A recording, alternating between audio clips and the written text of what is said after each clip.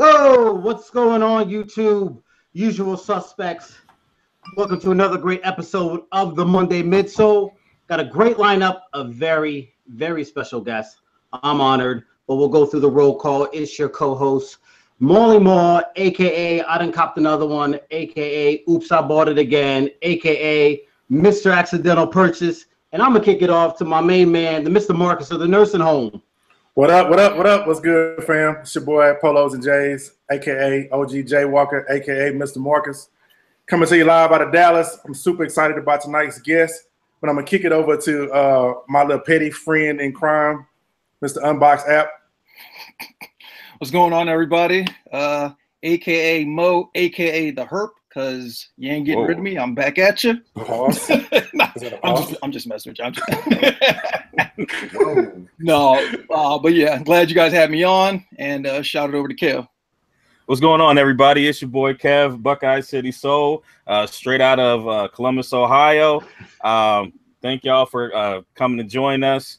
I'll just tell everybody we're going to be down one co-host today, dealing with some family matters. So, respect his privacy, and, he'll be back as soon as he can. So, we still got a great show for you.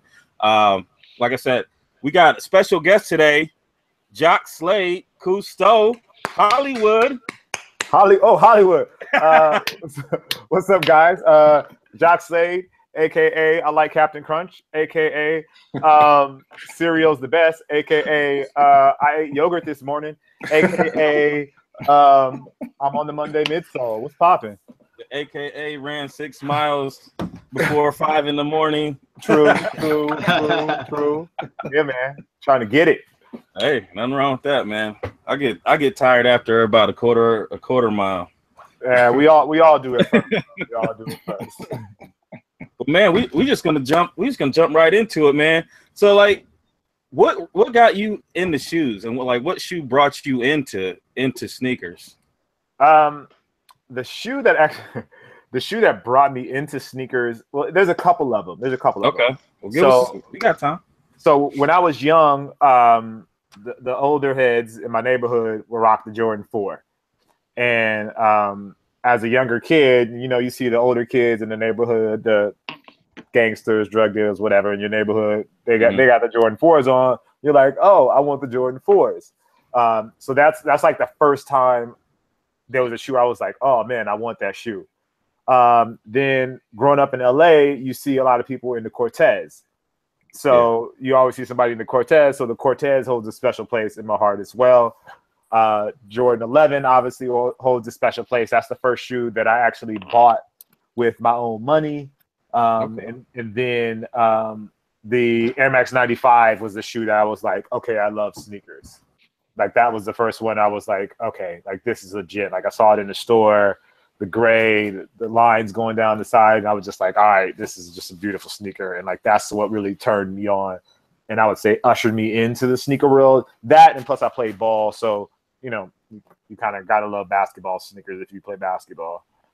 Oh yeah, for sure. And I mean, I seen you. So, I mean, I see that you still ball. Did you ball in like high school? Did you ball in college? Did you how far? I played in high school. I wasn't good enough to play in college. Like I'm a very average basketball player. Like very, very average. Like I love the sport, but like no colleges were like, hey, look at Slade, number 32 Slade. Let's write him down on our notepad. Nah, it was like, nah, 32 don't even make it on a notepad. But I mean, like, hey, 98% of the college basketball players never played on Michael Jordan's personal gym. So true. That is. What was that experience like, man? Well, I mean, it was more of a media event. It was a lot of fun. Don't get me wrong, it was a lot of fun. But we actually didn't even get to go inside Jordan's house. It was like Jordan's house's house kind of thing. It was like, so we walked down this long driveway, like past the actual house to like the gym house, where the house where the gym is, and it's just like another house that's on the property, and that's where his basketball court was, and his rec room, and his locker room, and his like loft living room, TV film watching space, his DJ room, and all that stuff. Man, I couldn't imagine all that, man. Just going to see. I mean, because I grew up, you know, idolizing Jordan, and I mean, just like most of us, you know, he's what brought me in the shoes, and just to be there, man, I don't even know how I would even act. I'd be the dude on the news that the first dude that they find acting the fool out there. I wouldn't even know how to act. I mean, all of us were pretty shook. Like, I can't front like I was just like, oh, we had Jordan's crib word. Like, we were all pretty shook. Like, we drove up to the gate and everybody was like, oh my goodness. We are like, it was like, oh, we was at Mecca. Like, I had my little piece of paper. I was going to tuck it into the gate and say a little prayer. Like, we were there. Man.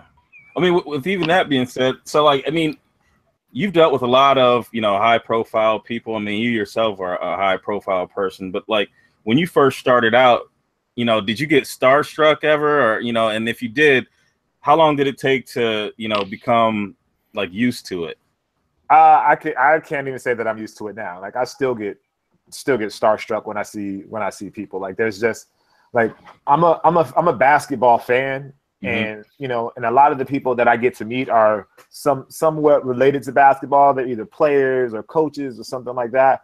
And so for me, it's still like, oh man, like I'm interviewing, like I interviewed James Harden a couple days ago, and I was still like, what up, man?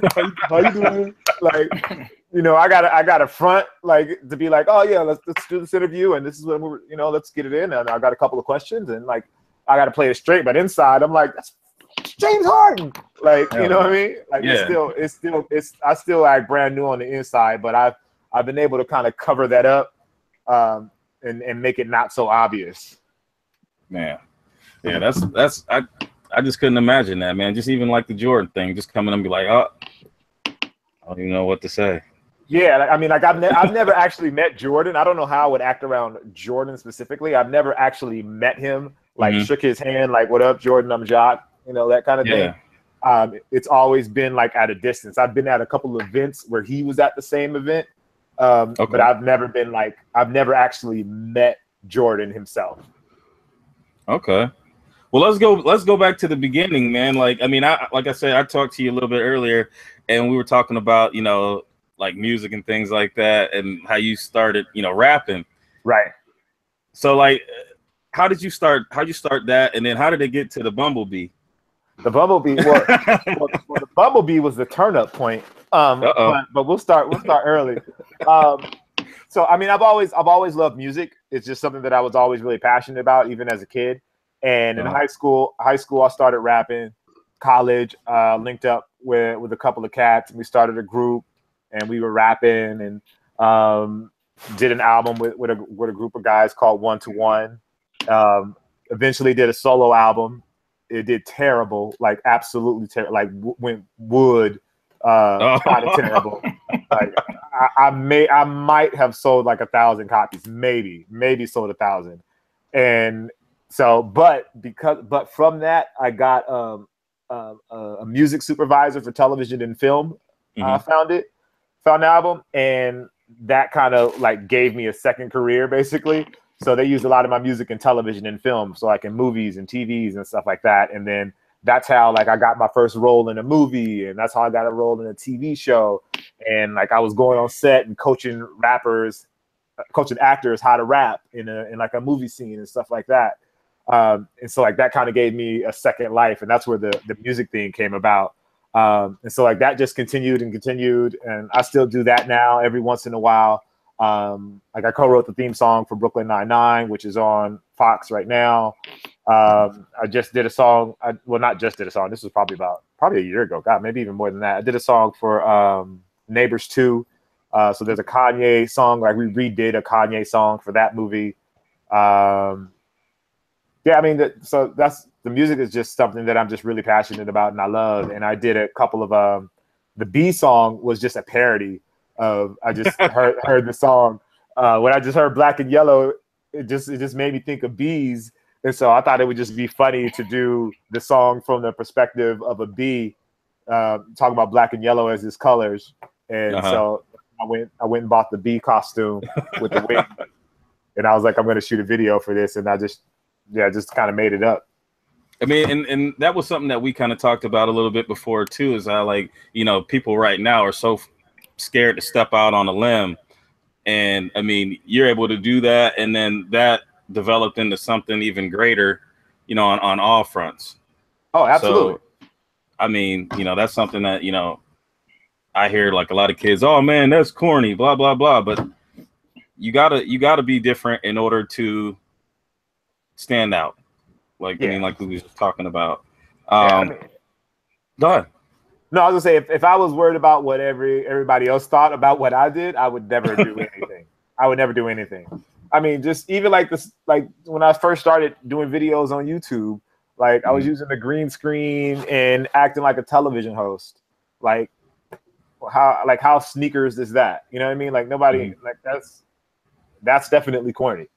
But I mean, it's evolved into like the most professional, like, person on YouTube, you know, doing sneakers. I mean, to me, I mean, it's professional. Like you can tell that you take it seriously. Where you have some people on there that, I mean, and it's hard. So I can't really criticize someone overly, you know, too much for not being at your level, because I'm definitely nowhere near that.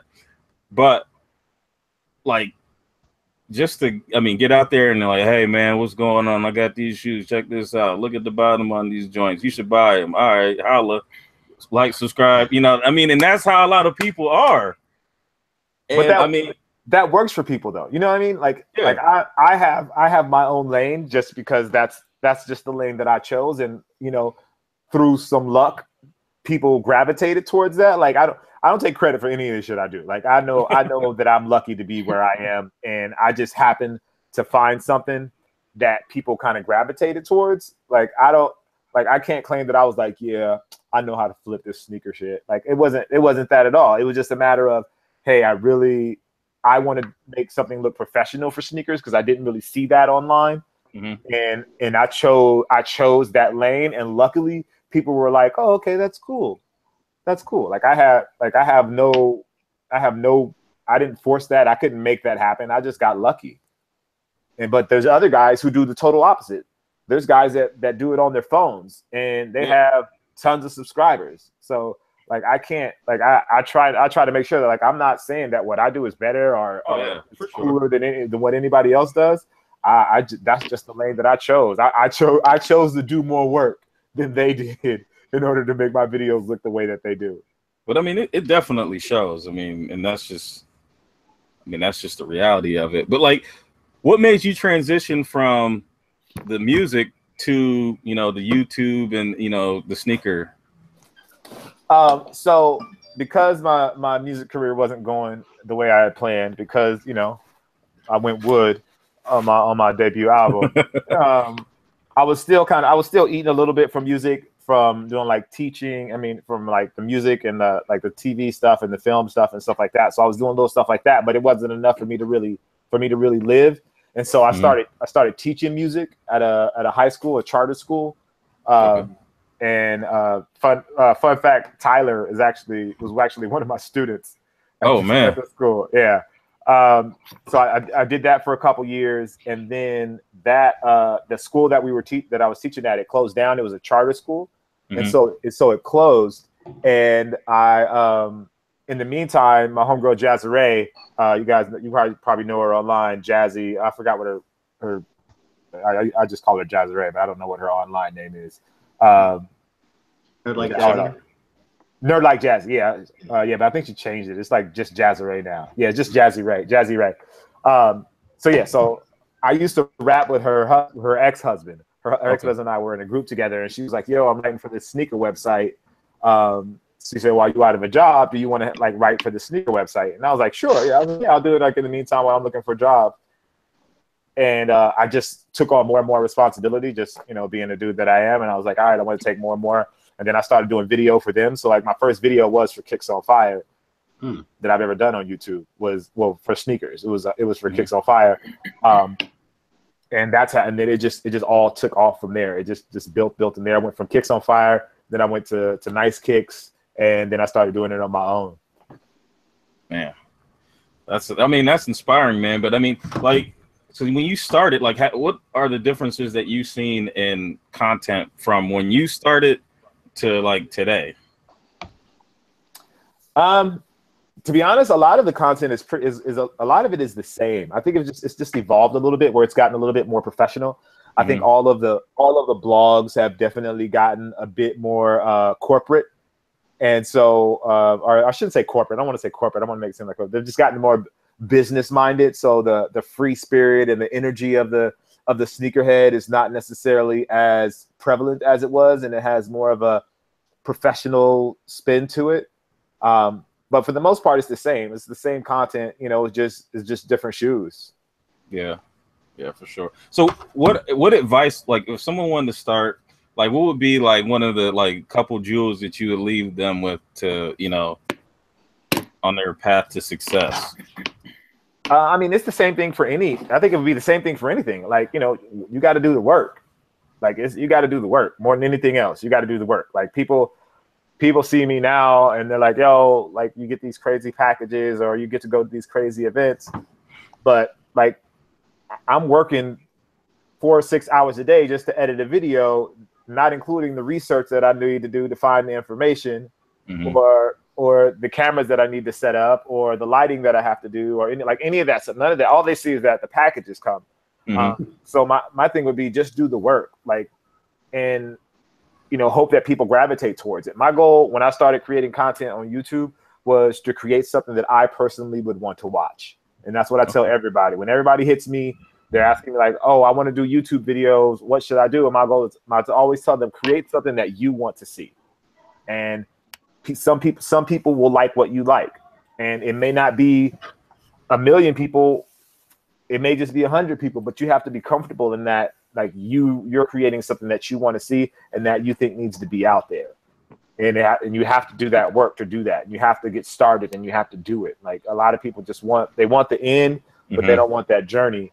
And that journey is really what's going to make the difference. That's how people are going to get to know you. That's how you're going to establish relationships. That's how people are going to begin to trust your work. All that stuff needs to be done first before you can get the glory, so to speak.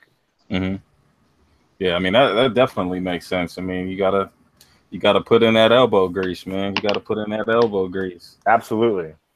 So, like, with you getting kicks, has your passion for shoes changed at all? Like, I mean, do you still have, like, when you get a pair of shoes, do you still have that excitement level, or is it like absolutely, like, without a doubt? See, for me, because I get sent stuff, I feel like it makes the stuff that I buy even more valuable to me. Because I get a lot of things, but I don't necessarily get the things that I necessarily always want. So when I go buy something, it's something that I really appreciate and that I really want. But then also I feel like I have a duty to my audience. Like, I understand that I'm in a place of privilege, and for me to be able to share my experience with my audience is just as valuable to me as anything else. Like, I know that not everybody gets to do what I do. So in order for me to be able to share that, and like that gives me the enthusiasm and the passion that I still have for sneakers. Oh yeah. Damn. Yeah, I mean, when I get a pair of shoes, I'm just like, I love it for like the first couple days, and then I'm like, oh man, them things are still there. And then, I mean, it's just crazy. But I mean, I just couldn't imagine if I was getting shoes, like how I would feel. Probably I would get excited just to see the boxes. I mean, yeah. Oh no, it's exciting. Every time something pops up at the door, it's exciting. Like, I try, like, and then, like, as part of it as well, is like on the back end of that, I get to help other people. Like, I get a lot of stuff. Some of it I show, some of it I don't. Like, if I don't like it, but like I took the perspective of, when I'm going to do videos, I'm only going to do stuff about stuff that I like or stuff that I really appreciate. If I don't like it, like, I don't want to talk about somebody or discount somebody's work, because in my eyes, like, there's a designer somewhere that spent hours and hours and hours putting that shoe together. Right. He drew the lines. He thought about the tech. He thought about all that. There's a designer somewhere that's doing that. And I don't want to discount his work. Just because I personally don't like it doesn't mean it's necessarily bad. So what I do is I just choose not to talk about it. And in those times, I give those shoes away. I give those to either to my church, or I give them to Goodwill, or my younger brother. He wears my same size. So lucky. Yeah. So he's living the life. But you know, I just find it, even if I don't like it, it gives me an opportunity to give back and provide someone that doesn't have that with something that, you know, they may not necessarily have been able to get on their own. Okay. So I got one more question, and then I'll you know, check the panel and see if they have any more. But out of all the events that you've been able to attend, what's your favorite? I mean, what meant the most to you? What meant the most to me? I would probably say that the moment that meant the most to me was when I just started on my own. When I started doing videos on my own, I only had like 86 subscribers on my channel.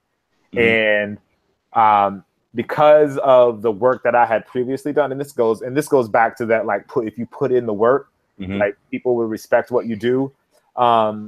That was in February. I started working on my own. In June, they launched the KD6. I think it was the KD6 in DC. Was when they did the DC launch, and I maybe had 1,000 subscribers, maybe. And Nike Basketball still was like, yo, we want you to come to this event. And for them to still believe in me, even though I wasn't with Nice Kicks, I wasn't with Kicks on Fire, and I was literally just by myself, for them to believe in me, and believe that, you know, we still support what Jacques does, even though he's not with one of these publishers. That was probably one of the bigger moments, I would say, for me, just because it instilled a confidence in me, and it showed that they respect the work that I do.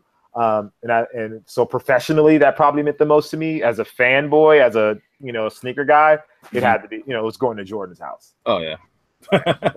Well, that's awesome though, man. That's definitely awesome. Anybody else? You guys got any? Maally? Yeah. So obviously we talked outside of SneakerCon. I think that was day one, and I was asking you, like, how long you've actually been doing it. So what I'm interested to know is, what's the biggest change you've seen since, I think you said it was 8 years ago. So, you know, 8 years ago, day one to now, what's the biggest shift? I mean, the biggest shift is, I would say, is from Jordan to Adidas. Like, that's the biggest change. Just on a as far as something that affects the culture in the retail world and the business world in general, it would be the shift from the Jordan Nike basketball hype to the Ultra Boost, Yeezy Boost sort of world that we're in now. I would also say, seeing the sneaker world get younger, it's a lot.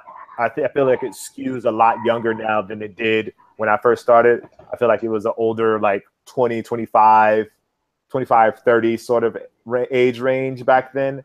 And now it's like younger, like 14, 15-year-olds that are into the culture and that really love it now. Marcus, Mike? I don't have any questions. I mean, he's pretty much answered everything that, you know, that I had on my mind, so I'm good. All right. I got another question then. So, in your heart of hearts, what do you think the longevity of this is? Do you think it's something that can go, you know, for an infinite amount of time, or do you think it's going to get out? What do you mean, how the longevity of what? Of the sneaker culture. So the sneaker con, everything that's, you know, involved with that, the YouTubers and stuff like that. Well, I think it has a lot of potential to grow. So right now, sneakers is still a niche thing for the most part, but it's growing outside of that market.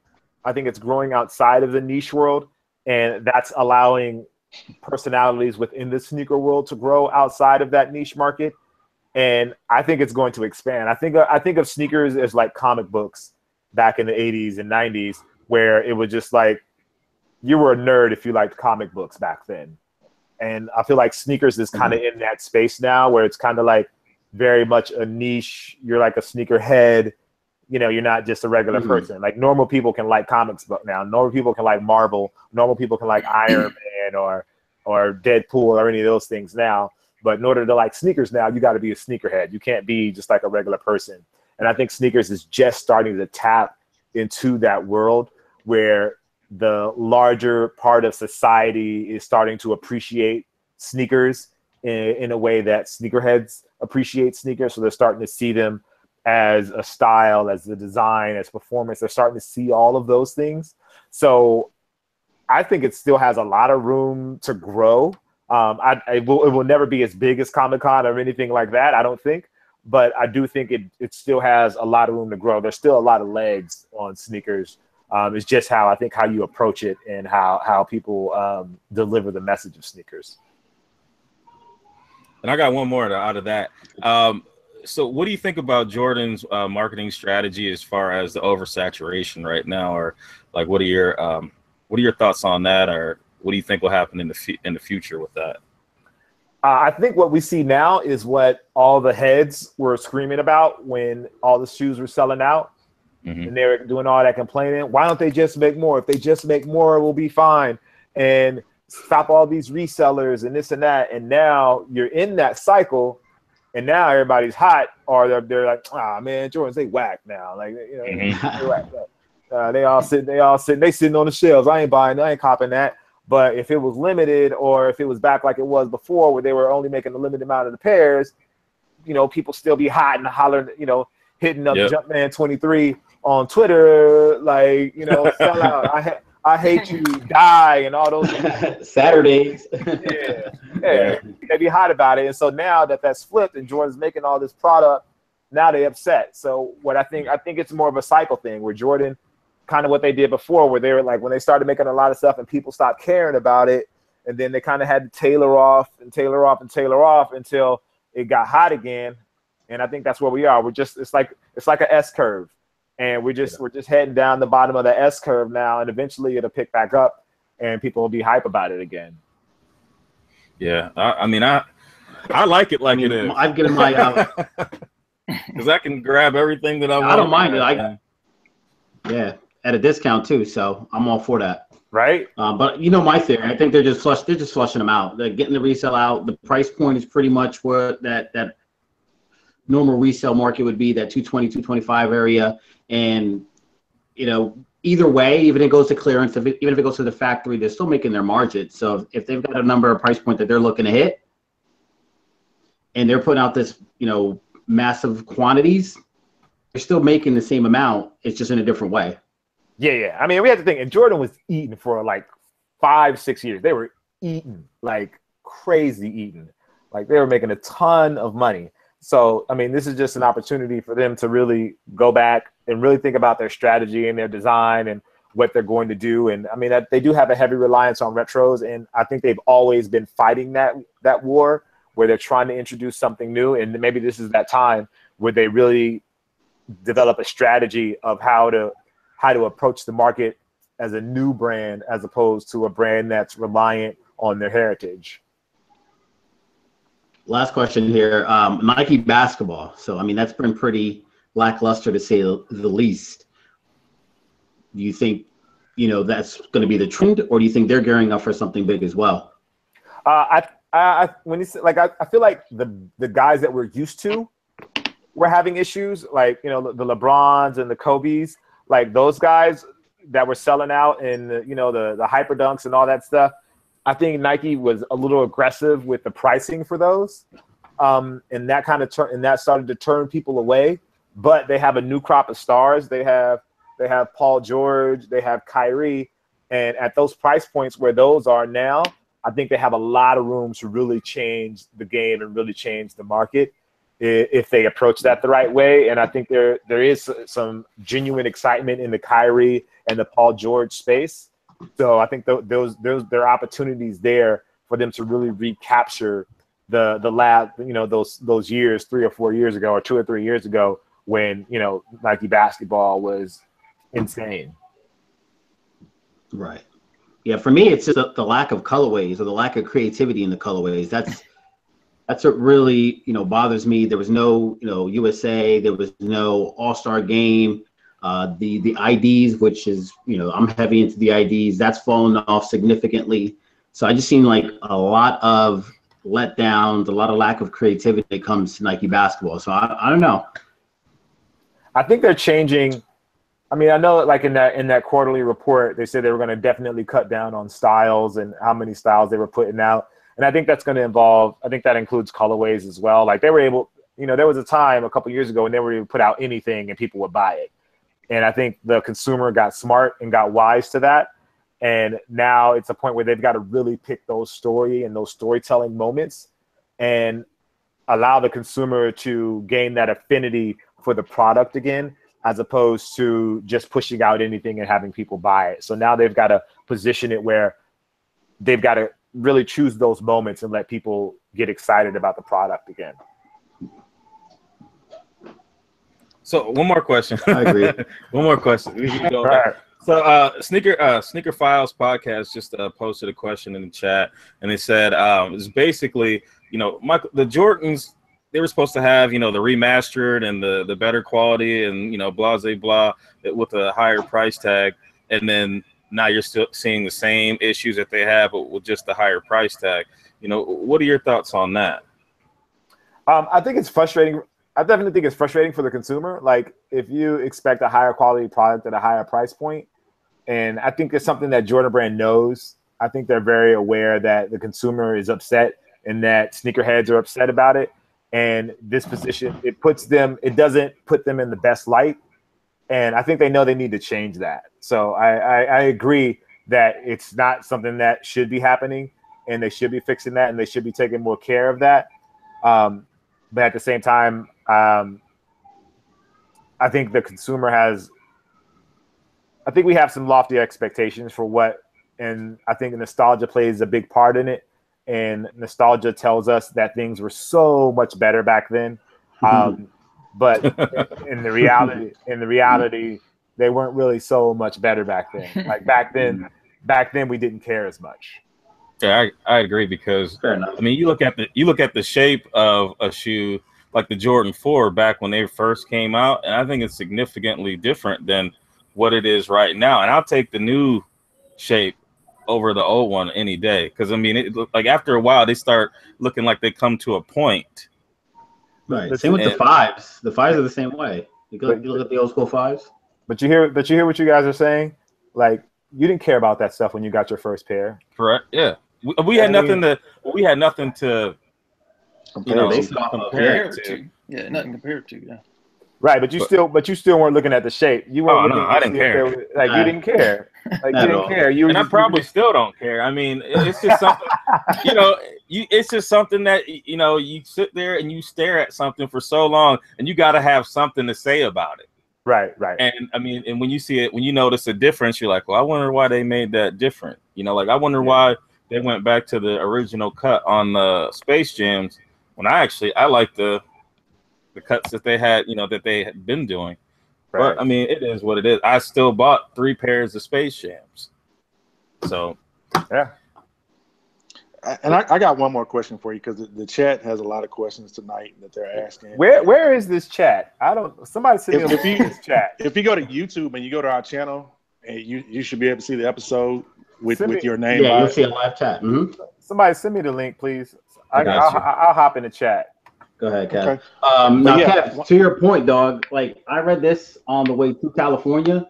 This is Michael Jordan's Driven from Within. And I thought it was going to be more like Shoe Dog, Phil Knight's memoir. Mm-hmm. And it takes a totally different approach.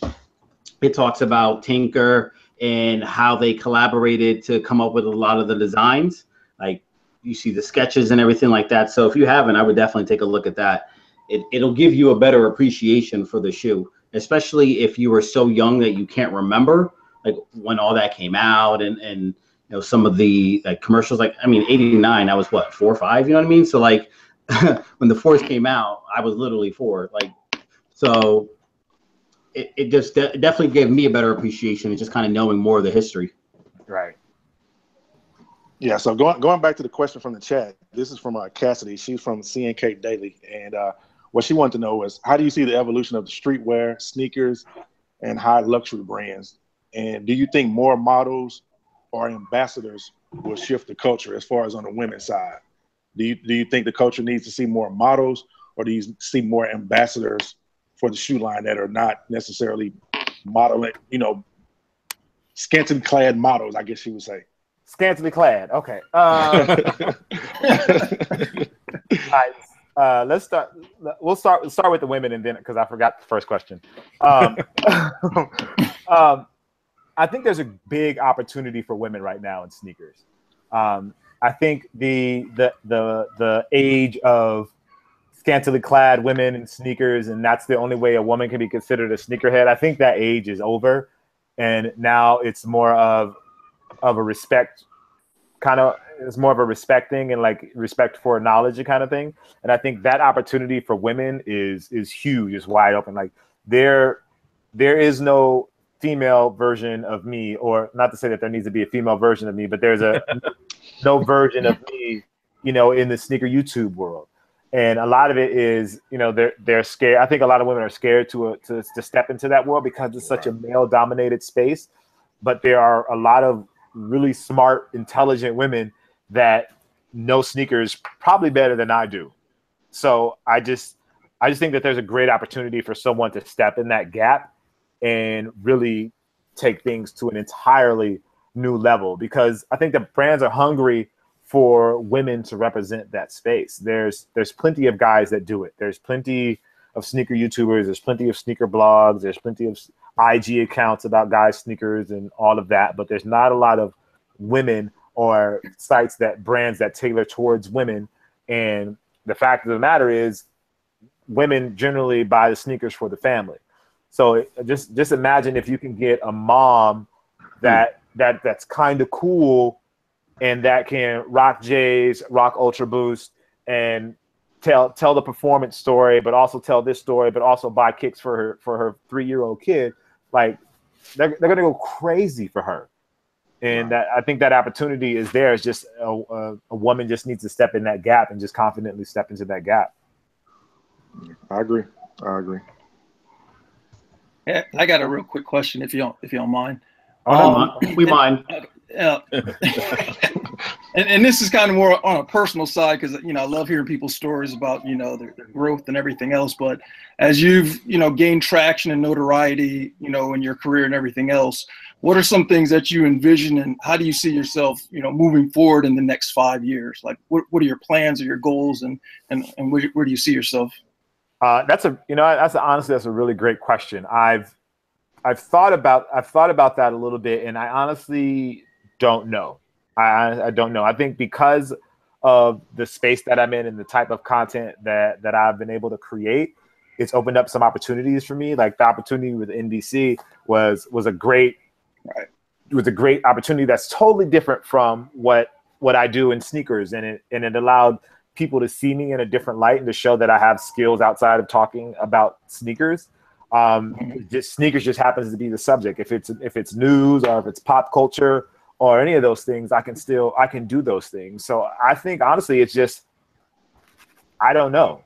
I just want to continue. I know I want to continue to grow, whether that means I do a TV show, or I become a news host on Extra, or I'm on NBC News in New York, or I don't know, or anything. Like I just think that the opportunity is there. If I decide I want to make a film about sneakers and tell a story, I think all of those opportunities are open for me. And I guess those are kind of the things that I'm looking forward to, is being able to do things outside of what's directly related to sneakers. I feel like being able to do things that are sneaker adjacent.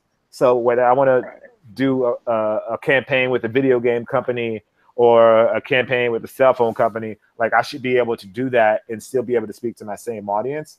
Like I want to do a TV show. I want to do a TV show about a sneaker store that, that's a comedy. That'd be nice. It just happens to be in a sneaker store. So like those are things that I feel like there's opportunities for me to do because of all of this. Okay. Well, if you ever need extras, holler.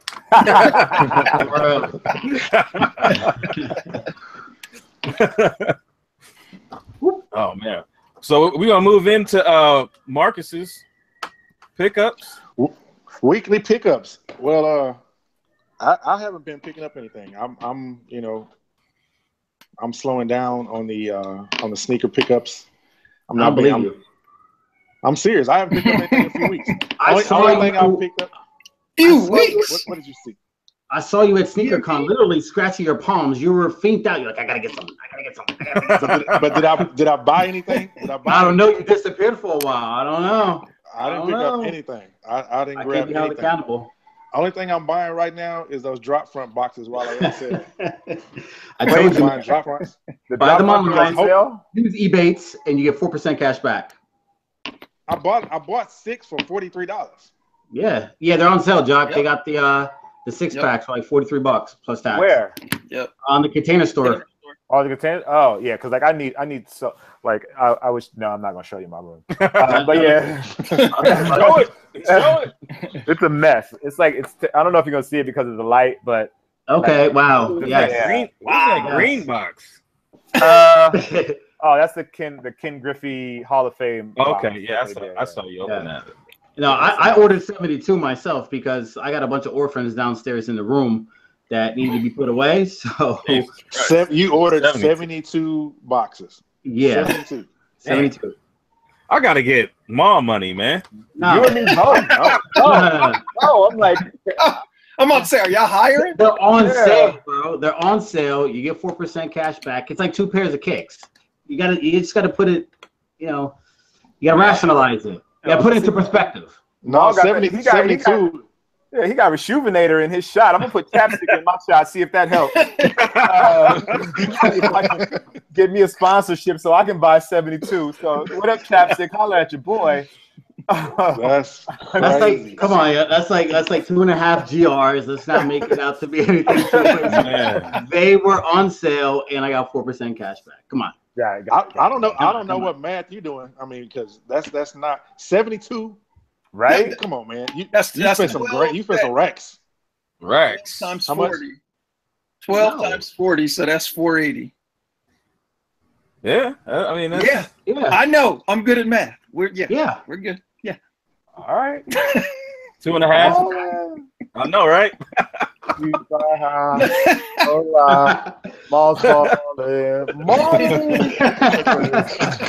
I get it. I'm not mad. All right, pick up. I'm gonna be Molly's butler in your sitcom.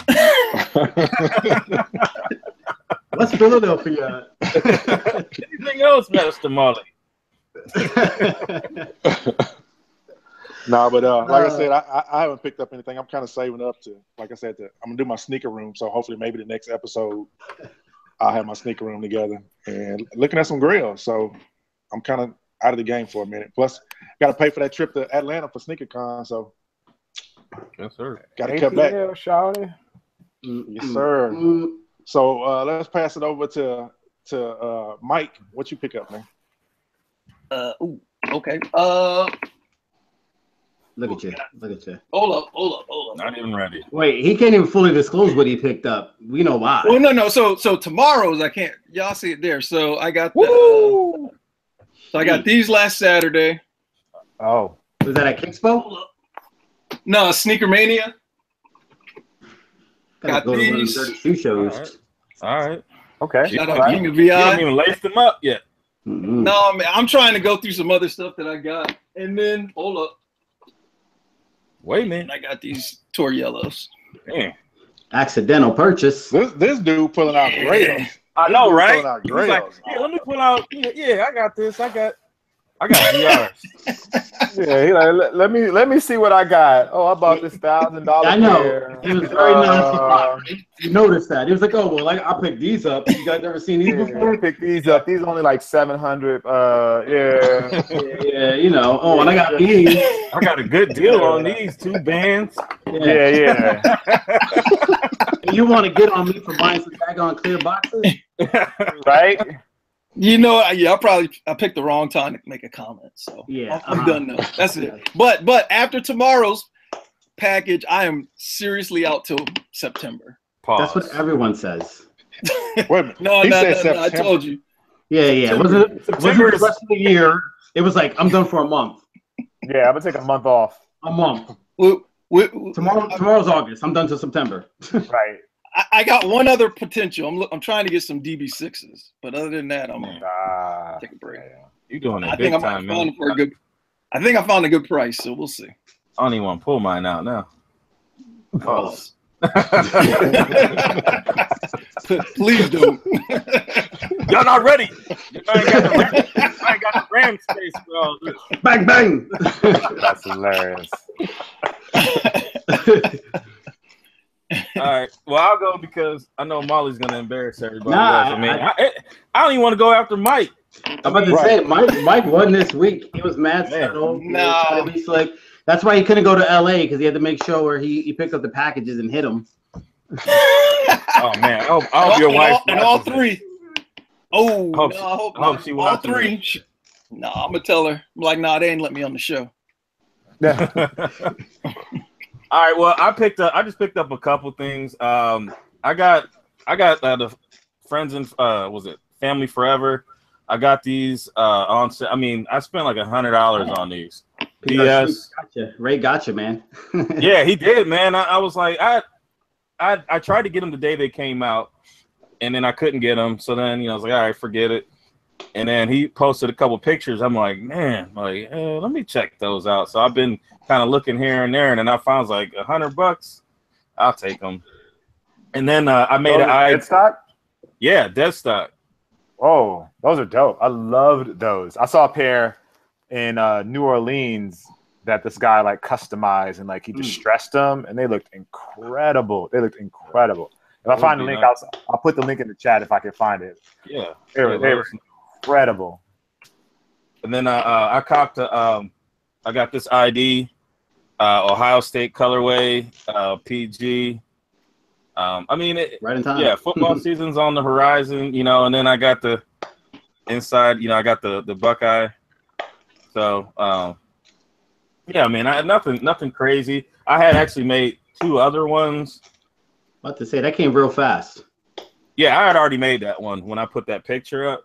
Oh, okay. But I mean, I had a hardwood classic Cavs colorway, and then a Ravens colorway. So I still may pick those up. I haven't decided if I'm still going to be a Ravens fan. I haven't decided if I'm still going to be a fan. Things are changing. I mean, the loyalty is gone in pro sports, and you got something to talk about? Yeah, no, we're talking about LeBron and Kyrie. I mean, you brought it up, not me. We should get it. We should get into that later, but that hurt my feelings, man. That's like seeing your wife hanging out with like some other dude that you used to have beef with in high school, and she's just hanging out with him, laughing at you, like, man, remember when he did this? Hey, I was trying to hit you up. You ain't answered the phone until 4 o'clock in the morning. What was you doing? Wow. That's hilarious. Well, that's all I got. That's all I got. All right, I'll let Jacques go last in case he got something crazy in the mail today. But I got these. These are the Stance in New Balance Collabo. So when I went to my visit last week, my boy T hooked me up with these. So these will be my new runners. I got these mids from Champs. So they sent me these. So these are dope. Definitely took me back. That was like high school, man. Summer, fall was mids, and of course summer was the white on white lows. Jacques, man, I copped these from Bait. So I'm talking about. Yes, sir. So this is as close, I guess, to the OGs that I could find. So it's got like the suede toe. It's got that sponge tongue, the pull tab on the back with the Nike. So after reading Shoe Dog, I mean, I literally was obsessing over these, and I'd copped the leather pair. Then we just so happened to be, vlogging, and we took the stop, saw the big Kobe, and I'm in there, and Dan, one-legged listener, he's like, you see these? And I'm like, what? He's like, here. I'm like, oh man. So he filmed it. I copped them. I couldn't even resist. I didn't want to buy anything because I literally packed for SneakerCon, like enough to get there and get back. I don't have no space for any pickup. You know what I mean? Like the T-shirts that I get at the show, I can barely get those, in my book bag or in my carry-on. So for me to actually cop a pair and like the box, I couldn't even like just get rid of the box. Right. It came with all the stuff and whatnot. So like I had to keep the box. You know what I mean? It had like the old school looking box and everything. I actually ended up buying a bag from Target just to ship some stuff back. So it worked out from that standpoint. But yeah, listen, just so you really understand and appreciate, it takes a lot for me to cop something on the road like that. And then I finally got these History of Flight 13s. So this was from Kicks USA. I did the giveaway with them, which was really dope. So they sent me these, and they gave away a pair to one of my followers, which was sick. Oh, that's dope. So, That's dope. I'll follow you. Listen, full disclosure, everyone's like, yo, can I win? Can I win? I'm getting mad messages. I'm like, I'm not picking it, guys. Like, they're doing all that, their PR and everything. So I got no influence. Sorry. I was hoping somebody I knew actually won, but I think it was dope. The little kid who won was really excited. He DM'd me right away and everything. So I thought that was cool. And then I got these. Jacques sent me the Cam Newton to CM1s. Okay. So Nice. that's the box. The red ones? Yep, if I can find it. All right. I thought I left the pair in the car. Yeah, so obviously Dan had showed these, one of the listeners showed these, but this is the homecoming pair that came out July 20th. It's different from what I thought. I thought it actually had like a tongue with laces. I didn't realize, it was just like the sock look, but I tried it on. It's comfortable. The design is crazy. The little details on the toe box with the multicolored, the gold hits, that's actually 3M. So I'm excited to take some on foots with these. I did like a quick little photo shoot with these on Friday. I just threw them up in the air and did like the Superman pose. I don't know if you caught that in the story. I didn't actually post it, but I will. But and I believe that's it. I mean, I got some IDs on the way, some Paul Georges. I went, kind of mini ham, not a little bit, not too much rather. So I got about 4 pairs of those that'll come in next week. I need Maally money a little bit. I need Maally. Man, can you make a channel on how to manage money? But you understand, that's Wait, what I guys, do. hold on, guys. Monday Midsole is brought to you by Chapstick.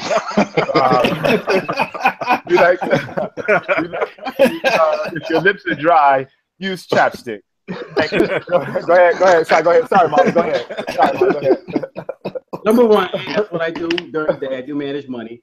And number two, everything I get is below cost. So like Nike had 10% cash back on Ebates. So I got all that money back. I had a 20% promo code. So that's automatically 20% off. And I hit up my peoples to see if they want to order. So then I get cash back off that. So, it's not what it looks like. But yeah, a lot of money regardless. It's not. If they was charging $1 per shoe, you still be spending a mint.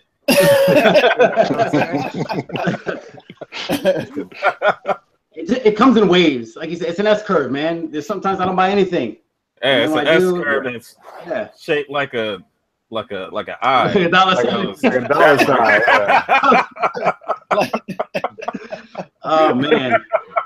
But wait, you do realize like a lot of stuff I got. So the Kicks USA pair, the mids, and the Cam Newtons, that was all through other companies. So then I can buy what I want. Like you said, Jacques, you can go out and buy what you really want because you're getting all these cool items, from the company through promotion. So it's like, all right, well, I want to go and cop 4 IDs. I haven't bought retros in a while, so I got a little extra money. I'm going to put that into those Paul Georges.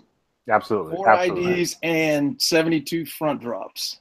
Right. I think necessity, bro. I can't have half the room organized and then I'm literally kicking shoes and shoe boxes because I'm trying to unbox. I was doing a show downstairs. It was ridiculous. It was a mess. It defeated the purpose of transitioning to the clear boxes. It was supposed to be for functionality and all that, and that was a mission. That was a lot of boxes to transition. So look, guys, I'm protecting my investment. Here's Maally. This is my impression of Maally. Look, guys, I've got so many shoes. I need to keep them organized. There's stuff everywhere. I mean, there's shoes everywhere in this house. Have you been to this house? Have you seen the 5th bedroom? Have you seen all the shoes in the 5th bedroom? It's a mess. There's them all over the floor. I can't even walk to the west wing of the house because there's shoes. You guys don't get that. You don't get that. It's a very difficult life to live. So I had to buy drop front boxes. Of course I did. What, you want me to trip and fall in the West Wing? Is that what you want? No, I don't think that's what you want. Unless you wish harm on me, okay. Well then, fine. Thanks, guys. Good. Alexa can't hear me from the West Wing. Right.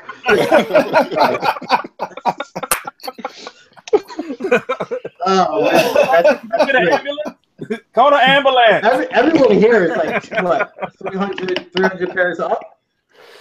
That's hilarious. This isn't the lower end of sneaker collecting, but yeah, no, that was great. You gotta save that. That's gotta hit a promo clip. My bad. No, that was awesome. No, that's great. That's what we do.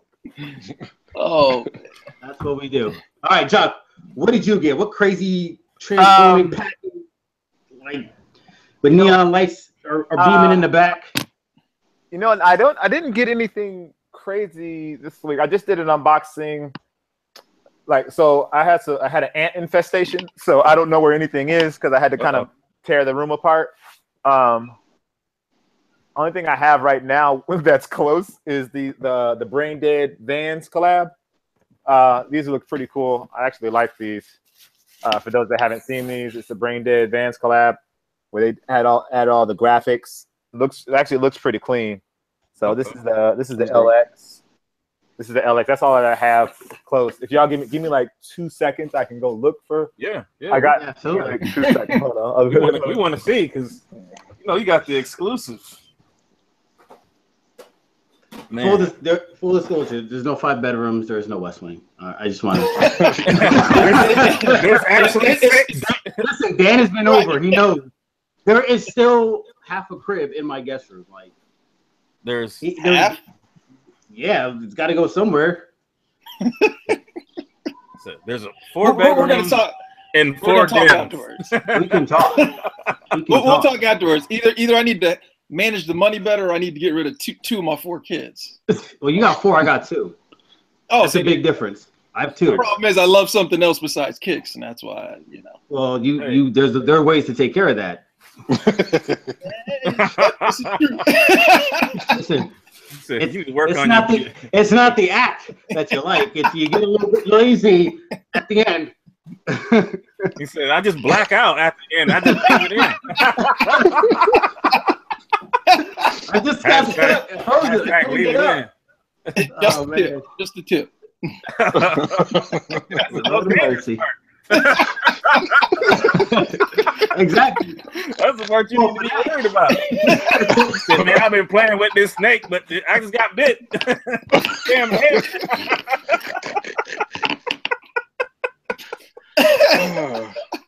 What happened to keeping it PG, fellas? What happened to keeping it PG? Hey, no cuss words were missed. Oh, yeah. We are doing great, and it's not even 9 yet. No cuss words. We get it. I don't know. We're heading down that trend though. Yeah, this is how it always starts. Yep. I'm about to say it's almost 9 o'clock. That's Cinemax hours. So. Oh wow. Nah, man. I told you I got 2 kids. I keep it PG. I sugar honey iced tea all day. There you go. So I do that to you.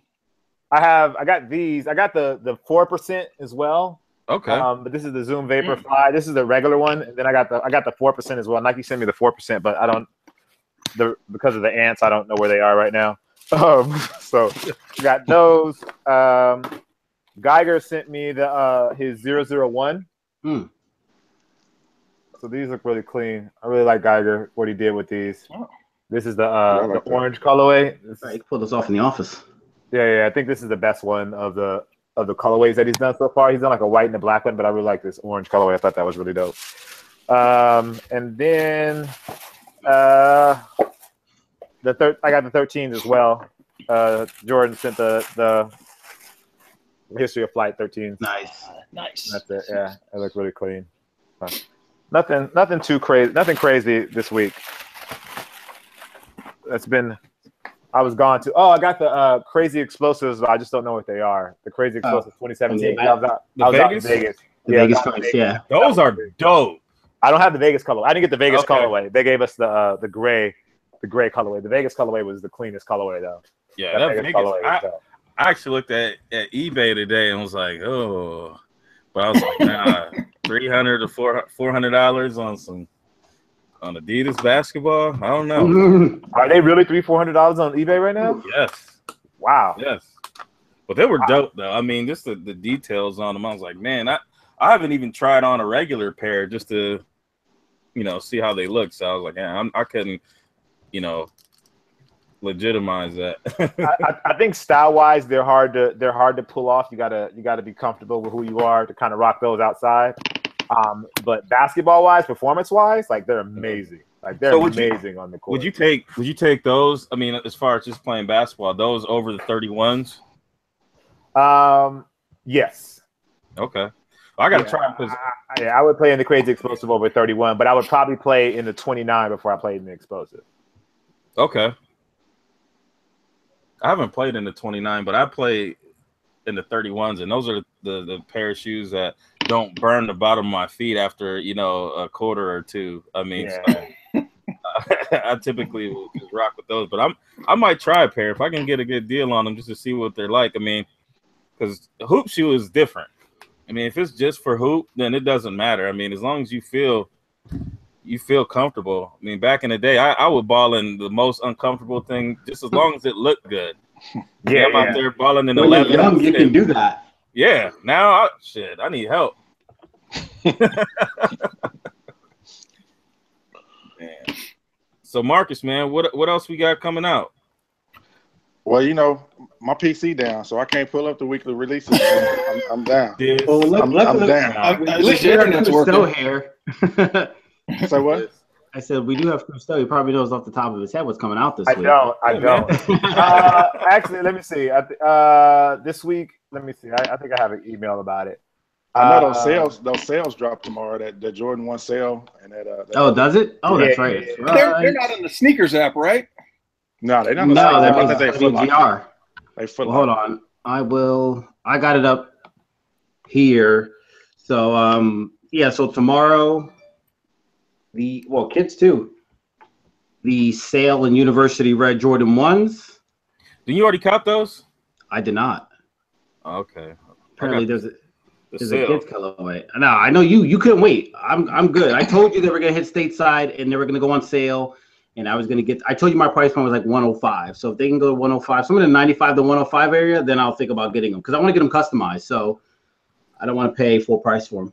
I mean, I can still get them, at the lower price. Yeah, but then you have two, and you want to talk about me. If I want to get it customized, you got 3 and 4 pairs of the same shoes. Right, right.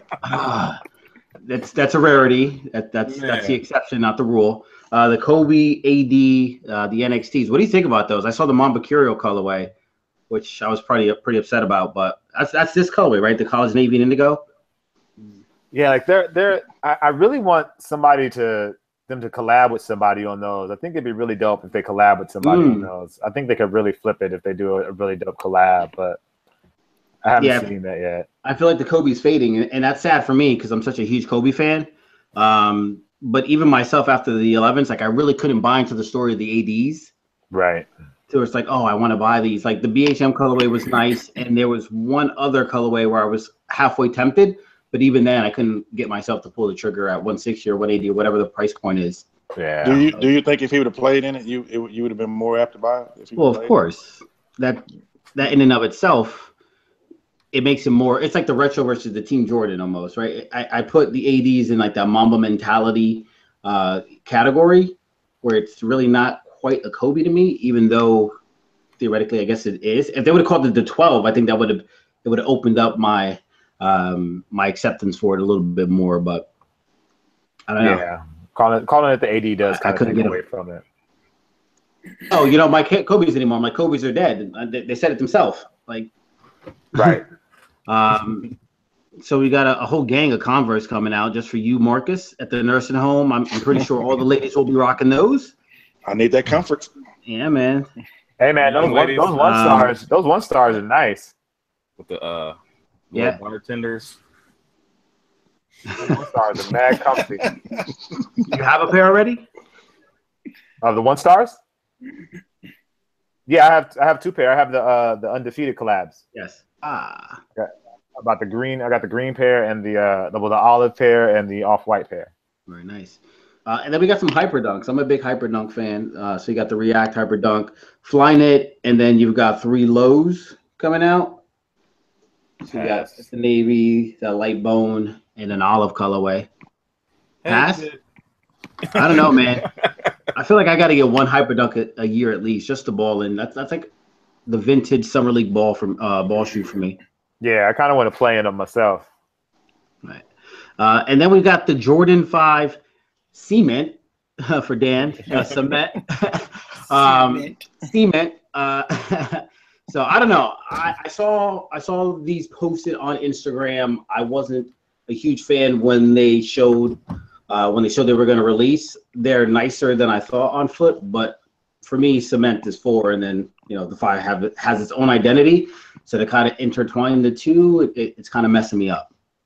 I wouldn't have minded this shoe. I don't like the white side panel on it. Yeah. I think it looks kind of cheap.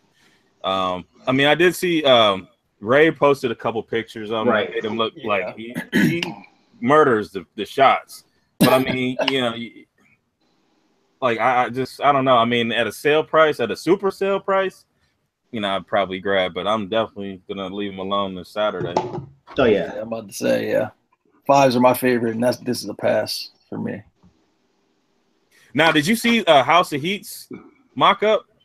Oh, I did not. The black one? The black one? That one was hard. Yeah, that I would get. Yeah, white one, no. See, can you find that? I mean, I didn't see it. See if you can pull it up on the browser and then share it. And then I'll go through some more disappointing here. So we got I'll start with the PG, the Checkmate, right? So it's pretty much just a white silhouette, more of what we come to expect from Nike basketball. And then the Kyrie 3s, the triple black, or all black on black, because technically the outsole has that little marble from the BHM. I talked about kind of my thought process, or my theory is they had leftovers from the BHM pair. So we have these outsoles, we have these upper, because they had that Black Ice quote unquote 2.0 that had this similar texture. The BHM pair. So it's like, we have all these extras. Let's try to make another release. So we had Black Ice 2.0, and now we have these black on blacks with the outsole from the BHM. This is what I'm talking about, Kusto. Like, I can't jump on board. Like, I love Kyrie to death. I support the line like literally almost 100%, and that almost comes from stuff like this. Like, I can't get on board with the 3s and what they've been putting out. Gotcha. No, I hear you. All right, hold up. I got this. Yeah. Let me go ahead and. I'm unshare. All right. Wait, where do I go?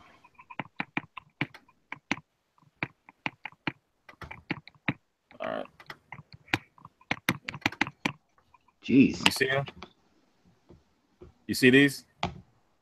I do. Yeah. Like, if they brought these out, I would be like, that's double up, possibly triple up to me, honestly.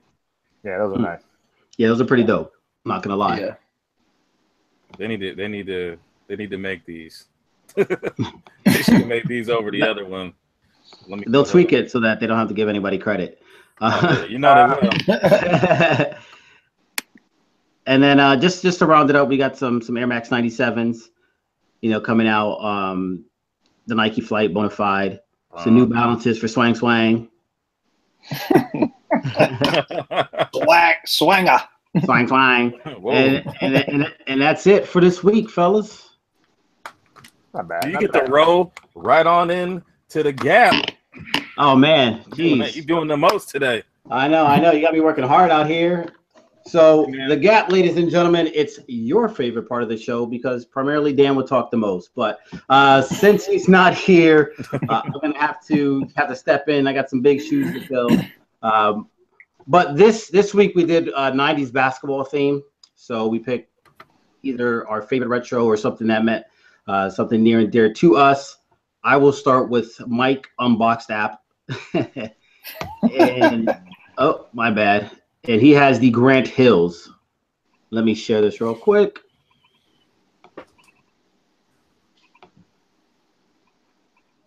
Where they at? All right, there we go. There we go. Yeah. I mean, I can just remember back in high school working at Wegmans. Like this was definitely one of the shoes I had to have. Probably this was the first shoe I got outside of Nike when these released. So, I mean, Grand Hill 1s, 95. I mean, you just can't go wrong with these. I mean, I thought these were lovely. Everybody, these are all 90s non-Jordans. Non-Jordans, right. I guess I should probably throw that little that little nuance in non-Jordan. Before y'all start assing the shoe, right? It's non-Jordan, so don't be assing it just because it ain't no J's. Ain't no J's tonight, so that's funny. So, Kev, what do you think? Oh damn! Come on, I'm gonna have to pass on these just because they look like Wayne had boots. They would look like that on my feet. Like, I mean, they're clunky. I remember like people in high school had them, and I was like, man, them kind of look like bootleg 9s. Like, really? I mean, they do. Do they not look like? But 8s are clunky though. I mean, what about 8s right now, Kev? Those are. I mean, to me, they're clunky, but they're J's. So yeah, I mean, they have that nostalgia. I had a pair of Fila's when Crisscross came out, the same, like the basic ones with the little check on the side, and they look like Air Force Ones. But like these, I mean, I'm like, dang, man, like you see people walking and they're dragging the heel, and, you know, and you're like, dang, you got a lot of extra room. You can put your whole hand in the side of your shoe while you're wearing it. Man, these, I mean, for the nostalgia, I mean, I give you a point for that, but right, for me, I had to pass on them. I got you, Kev. You ain't Atlanta, right? You'll be there, right? I'll be there. I know it's gonna be in your room. So no, baby. No 10. Oh yeah, you got 10K. Maally got 10K. Not at all. I got 10K boxes. 10K boxes. That's about it. That's funny. All right, Marcus, what do you think? Man, I'm at the ass these. Oh, come on, man. Dude, I mean, this is like straight up. I don't know if y'all remember that store, Wieners, back in the day. This is one of them Wieners sales rack. 2 for $20. That's ass all day. Oh, Mr. Allen's 2 for $20. This is what happens when you decide to go away from Nike altogether. I'm gonna get ass. I'm gonna get pass. There were other feelers that you could have picked besides this one. This was like the last Grant Hill I would have picked out of all of them. Yeah, the red 2s were nice. See, I didn't like the 2s. I didn't like that stuff. The red suede. Yeah, the red suede 2s though. Yeah. Jacques, man, what do you get? I'm with you, bro. These are dope. I'm about to say, throw me a bone, Jacques. Thank you. No, I'm with you. Ignore these haters. That's okay. I'm blocking them out. Yeah, block them out. Cover your screen. I don't even want to look at them. Alonzo Mourning, right? Yeah. Most of y'all was probably 5 years old when this shoe came out. I was in high school. I was in high school when these came out. High school, yeah. I think I was in middle school. Yeah, I was in high school. I mean, look at them though. They're a cross between the 9 and the 10. Do you see that? I agree. Oh, kind of, yeah. Yeah, I'm with you on that. Yeah. That's why. Like, I mean, I'm looking at them like, like maybe. They look like if you put a Shack on the side of those, they'd be right at home. Oh wow.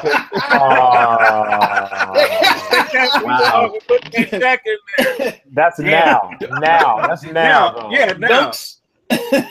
Back in the day, though, these were right.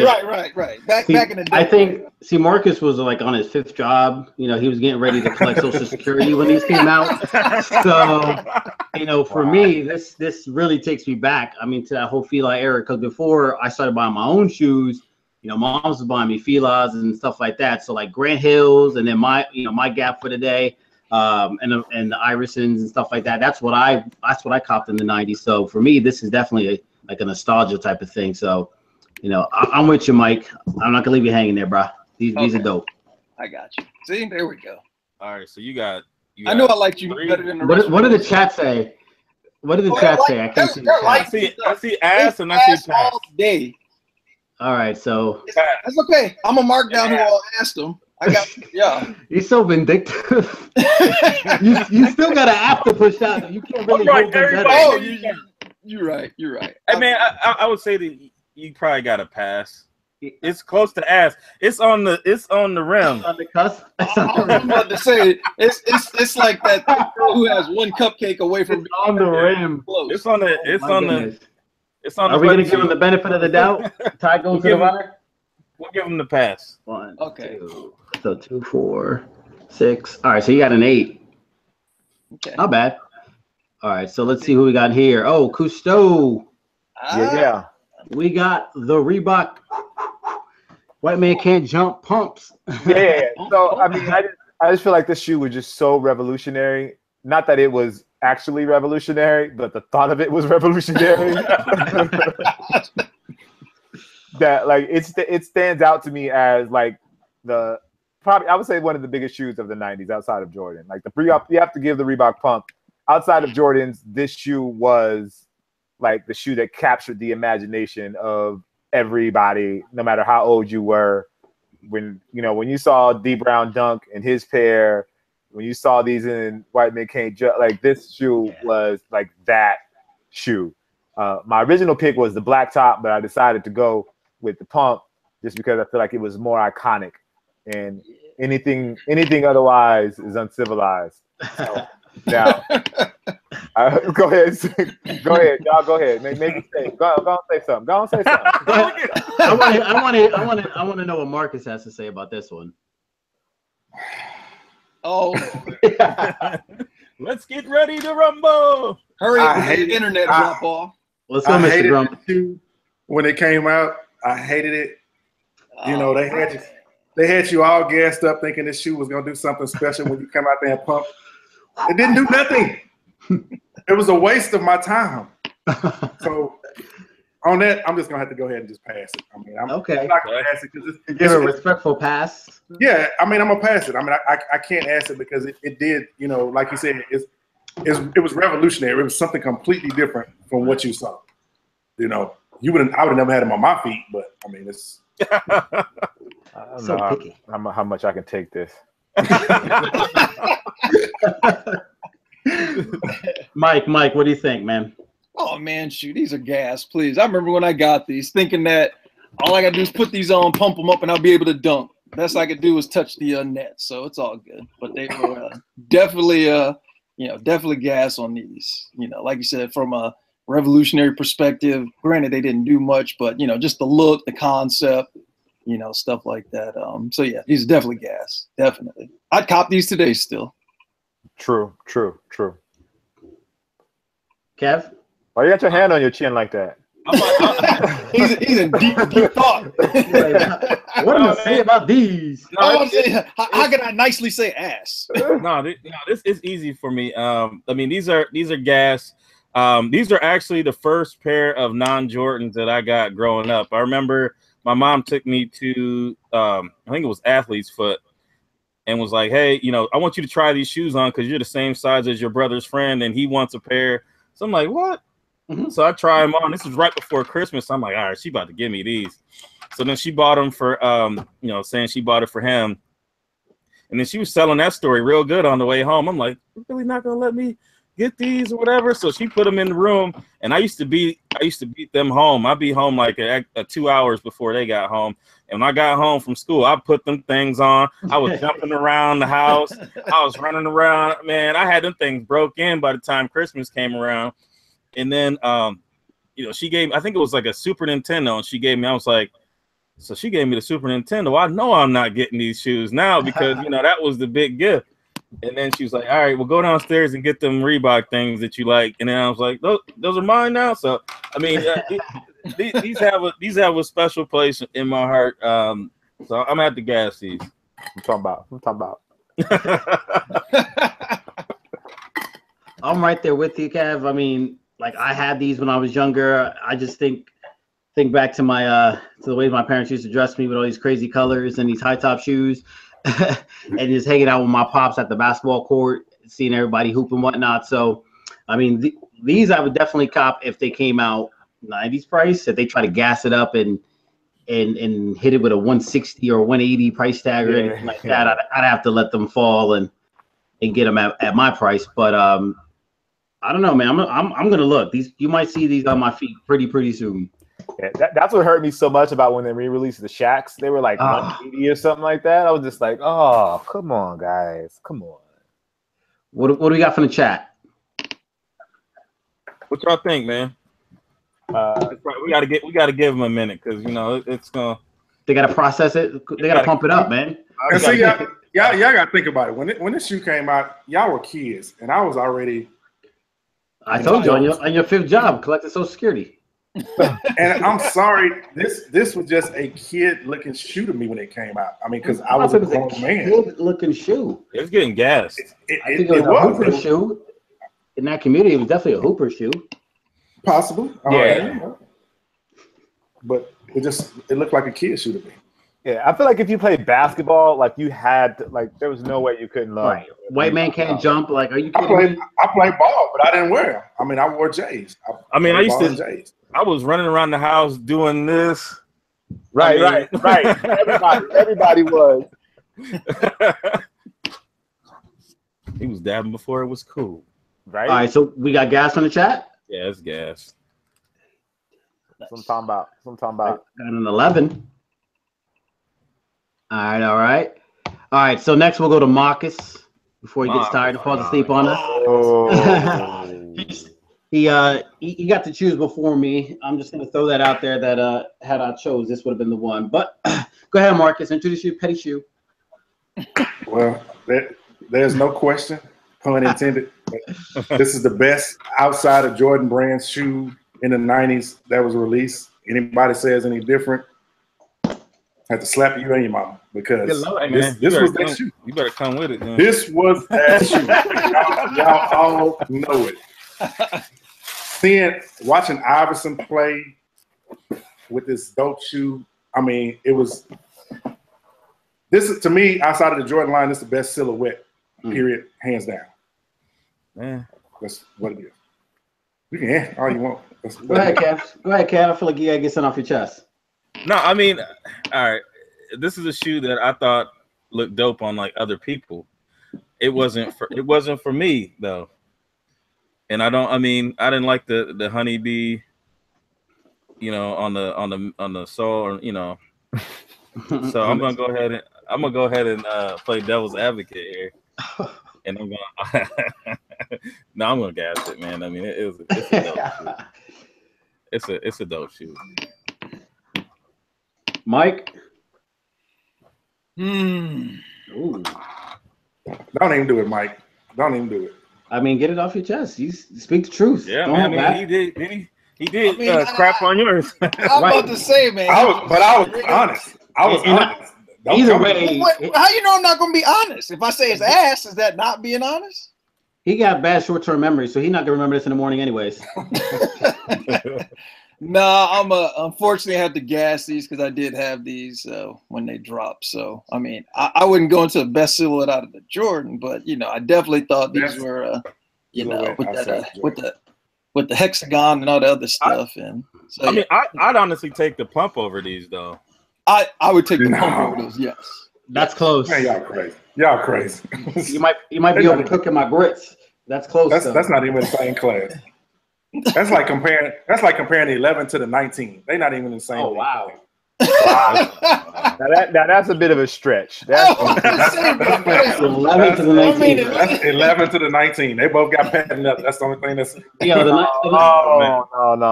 I would say the 19's a better ball shoe. The question. I would say the question and the pump are probably like the 4 and the 5. Or no, I would say the 6 and the 7. The 6 and the 7. No. Okay. Yeah. 6 and the 7. The 3 and the 15. That's no way. The most iconic Jordan shoe ever. Black Cement 3. Really? And 15. Would you take these over any of the first 13 minus the 2s? Would I take these over any Jordan up to 13? Any of the Jordans, the first 13 minus the 2. Yes, I would take these over the 9s. I would take these over the 8s. Yeah. I would take these over. Maybe the 10. Similar to the 10s. No, you can't say that. They look too similar. Yeah. So I would say that I would say the 8 and 9 definitely. I would take these over the 8 and the 9. Maybe the 9s. Maybe I don't know. I would take them over 6 through 9. 6 through 9. Whoa, 6 through 9. Wow, that's too much. Really? Oh man. So you're gonna take them over? I'll take him over the 10s. Somebody kill his internet quick. I'm saying, Chip, he's gonna kill himself pretty soon. He can't say it's almost 9:30, so you know exactly. He's gonna drop off pretty soon. He said, "I gotta wait for my daytime minutes. My hotspot running out." He got a calling card. That's what I love about sneakers. That's what I love about sneakers. We all have our own opinion about them. I mean, no, you're not wrong, Jacques. What do you think about these? Gas, ass, or pass? Oh no, you got to gas these. Like the outside of. Like these are Reebok's Jordan 11. Like this is that shoe for them. Like without question. That I know. Sorry. I think the blue toes. I prefer the blue toes to the red colorway. But you know, this is just an iconic. It's just an iconic shoe for Reebok. Like this, and you know, like I said, the Reebok pump, or the Reebok shoes. Like if you go to the nostalgic sneakerhead, when they think about Reebok, they think about this. They think about the Reebok pump, and maybe the Shacks or the black tops. Like that's 90s basketball for Reebok. Boom. There were a lot of terrible colorways of these. A lot. Yes. Yeah, because they knew they had something good. They were like, "Whoa, let's try to make as much as we can." There were terrible colorways of every Jordan 1 through 13. So no, yeah. I worked at Foot Locker back in 2007, and I was just kind of fishing through the stock room and found a pair of these. Ended up copping them for like $20-something bucks.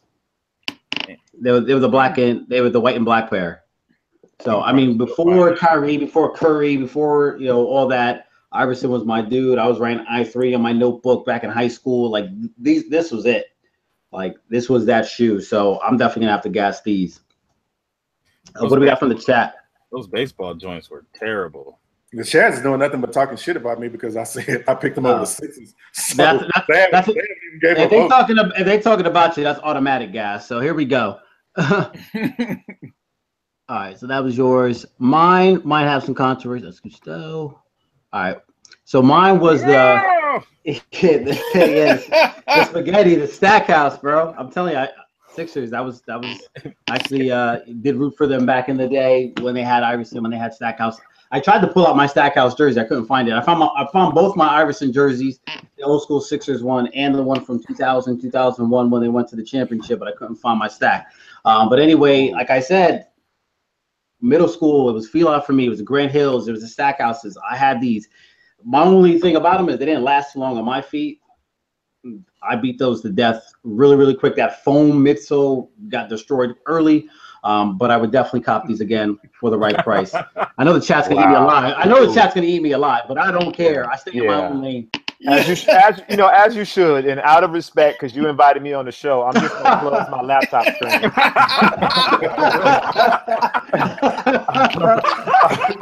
Oh my! Oh man! All right, I can't see the chat. I'm gonna stay on. I can't see the chat right now. I will scroll up, so I will see it. But what I will say is, remember for everyone in there, Stackhouse went to Carolina. Huge Carolina fan. Word, I know you're in the chat, so. Be nice. There's poop emojis. All right. Chat gives me a 0. I'll take the 2. Myself 2. Jacques, what do you got? I declined to comment. That sounds like a pass if I ever heard one. That sounds like ass.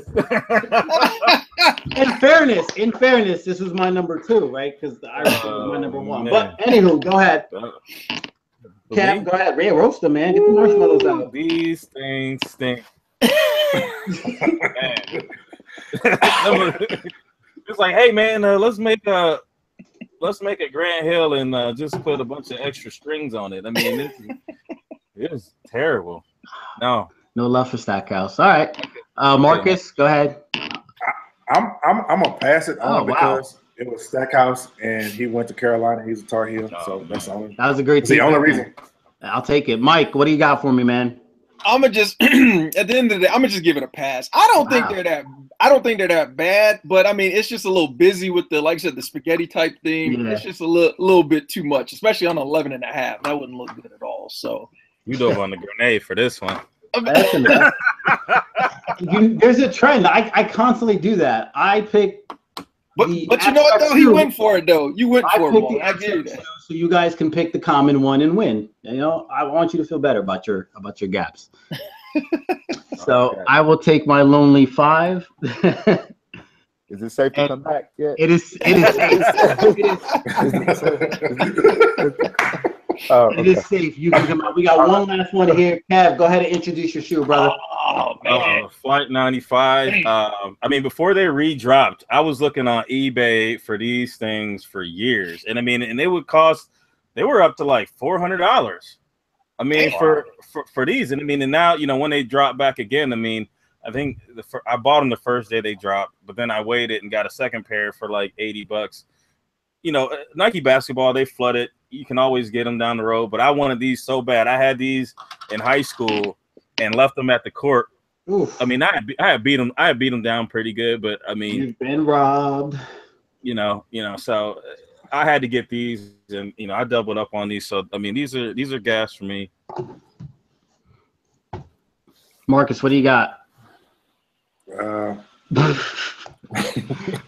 If it ain't Jordan, man, you're really hard to please. No, that's not true. That's not true. But I didn't like the fella that wore these shoes at all. Man, what's that have to do with it? What? It has a lot to do with it. I didn't like the fella that wore these shoes at all. And which fella would this be? Which fella would this be? Jason Kidd. Jason Kidd. There's a bunch of people that. I just wanted him to say his name. Yeah. Jason, he was treating him like he was treating him like Voldemort. Like the name should not be said. I have no problem saying his name. I am not a fan of his whatsoever at all for various reasons. But yeah, these get the ass, man. I mean, plus it look like it look like hubcaps on the side. I'm just not. Whatever. That feet needs to die in 5, 4, 3. Kev, I'll bring you out of the catacombs here. These are dope, especially this colorway, the carbon fiber on the midsole. This pretty much, like, this is Nike basketball. This is what we come to expect, and this is why I'm so disappointed when I look at some of the new stuff. So I'm definitely going to gas these up. What you got, Mike? Man, please, these are definite gas. Like 2-3 months ago, Chow, please. The PE ones, because I love yellow and sneakers. The PE ones had them StockX. Something happened when they got shipped. Haven't found them since in my size. But I mean, these are. Yeah, I remember having this colorway back when they dropped. So yeah, these are definite gas. Definite. Jacques. No, I like these. I like these. I definitely like these. I never wore a pair. I didn't feel like I was ever cool enough to actually wear these, just because I felt like they were so like modern or advanced looking. But I definitely like them. I just never thought I was cool enough to wear a pair. So I would say gas for these. Boom. All right. Marcus did that so he could solidify a W. Yeah, pretty much. He didn't even give me the pass. I'll tell y'all the Jason Kidd story when we doing our own thing outside of the chat. I don't like the dude. All right. Well, that being said, all right. So, Marcus, since you're not gonna remember tomorrow, anyways, you are the winner of the gap. Man, it's been like 6 months since the last time I won. Yeah, it's been a pretty big hiatus. It's gonna be 6 more until you win the next one. Marcus passed on the pumps too. I feel like he did it. There was definitely some strategy involved. It would have been a time. He set this up. I never owned the pumps, guy. I mean, everything that I said I didn't like, I actually did not like. I never owned them. The winner goes last next week. Whatever.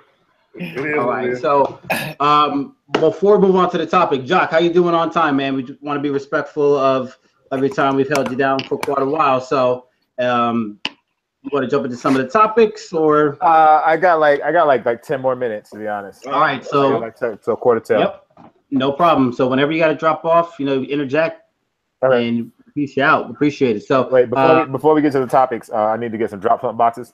This is brought to you by Chapstick,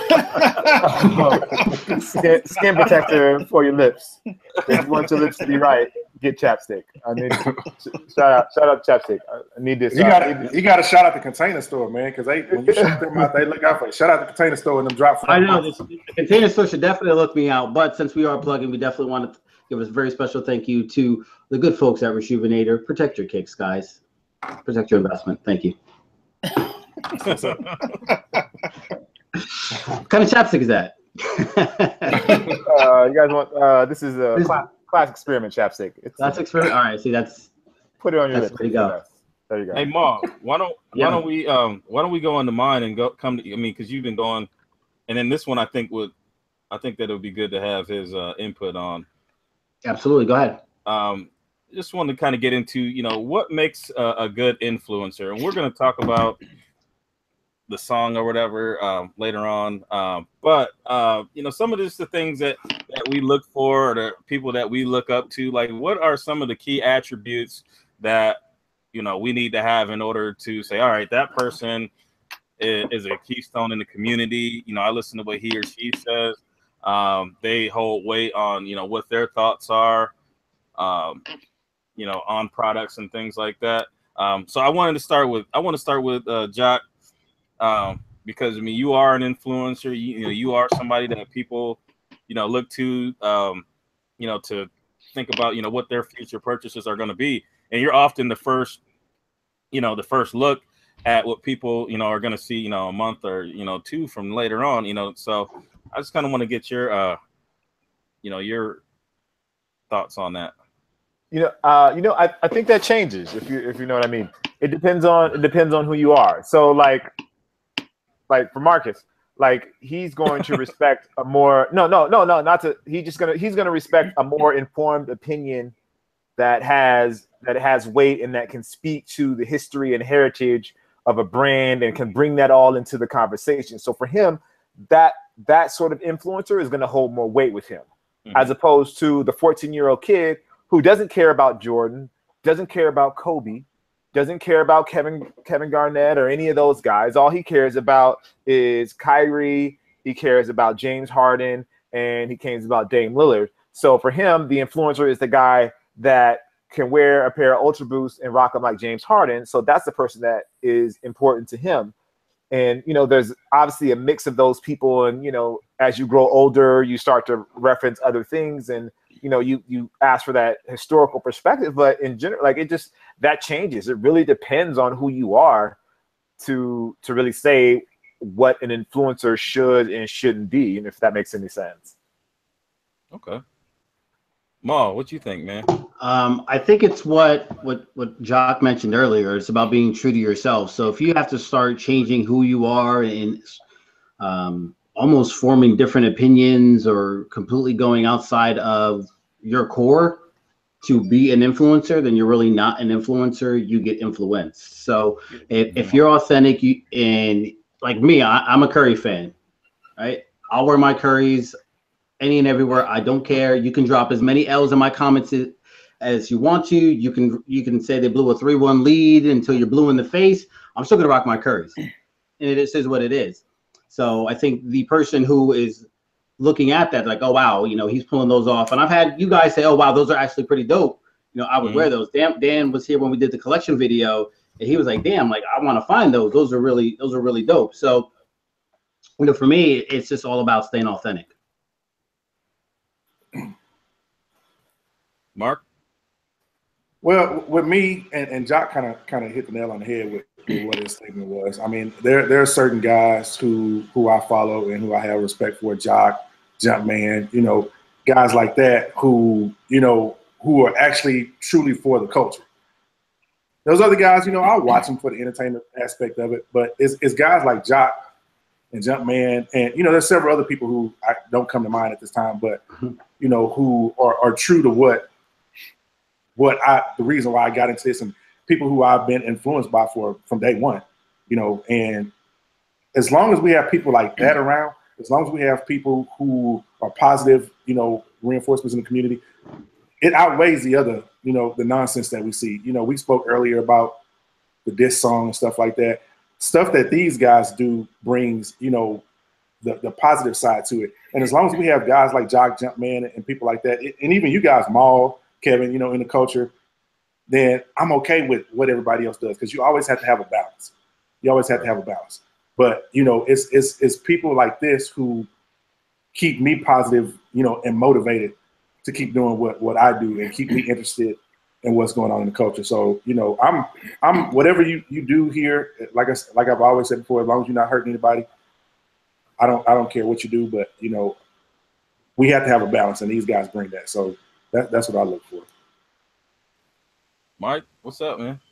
No, yeah. So, I mean, I get the tail end. Everybody's pretty much said, you know, similar stuff to what I would have said. But, you know, just to kind of piggyback off of that, I think, like you said, it all boils down to, you know, those who are staying true to themselves. You know, some people aren't really about the culture. They're about the fame or whatever they can do to get that type of notoriety, but they really aren't into the culture itself.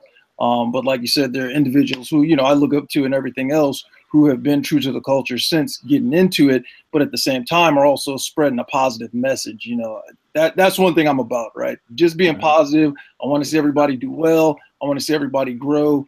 There's plenty of room out here for everybody to do well. And you try and look up to and emulate those people who carry that message and, you know, are about you and just being overall positive. So, you know, that's what I look at. You know, I brush off the negative, you know, and try and look up to the more positive individuals in the culture. Yeah, and I mean, I think there's definitely room for everyone. And I mean, even the people that we choose not to look up to, I think that they are valuable to the culture, and that they bring and they appeal to other people. You know, just like Jacques said, you know, the little kids that, you know, they don't care about, you know, the things that we care about, the ways that we buy. But, you know, these other people, you know, granted, you know, you can call them culture vultures or whatever, and they may be capitalizing on something just because they look at it a little bit differently, or they value it a little bit differently than we do. They're still important because they're bringing more people into our space. The more people that we have in our space, the greater the culture grows. So, I mean, it's hard to say what's a good influencer. I mean, you can say what's a good influencer for you or who influences you. But at the end of the day, you know, everybody has their space, just like in life. I mean, everybody has what they're good at, and, you know, they have their own following. Yeah, I mean, because like even for me, like for the people that I watch or that I pay attention to, like I pay attention to Russ. Like I love what anything Russ says is gospel to me. But at the same time, there's like new YouTubers that I'm looking at, like Blake Linder or Just Win, and I'm watching them because they speak to a different audience, and they're in touch with a part of the culture that I may not necessarily tap into right away. And I think they give me insight to the sneaker world and how it's growing and what's bigger about it. So like there's guys now that they're embracing that hype beast moniker that used to be negative. Like Just Win and those guys these young guys are like, yeah, I'm a hype beast. Like that's how they're getting into the game. Like that's their foray into the game. Even like it makes me look back to when I was a kid, and the stuff I wanted was the stuff that I thought was cool, that I thought cool people were wearing. I didn't know about all the other stuff, but I had to get into the game to really start to really understand that.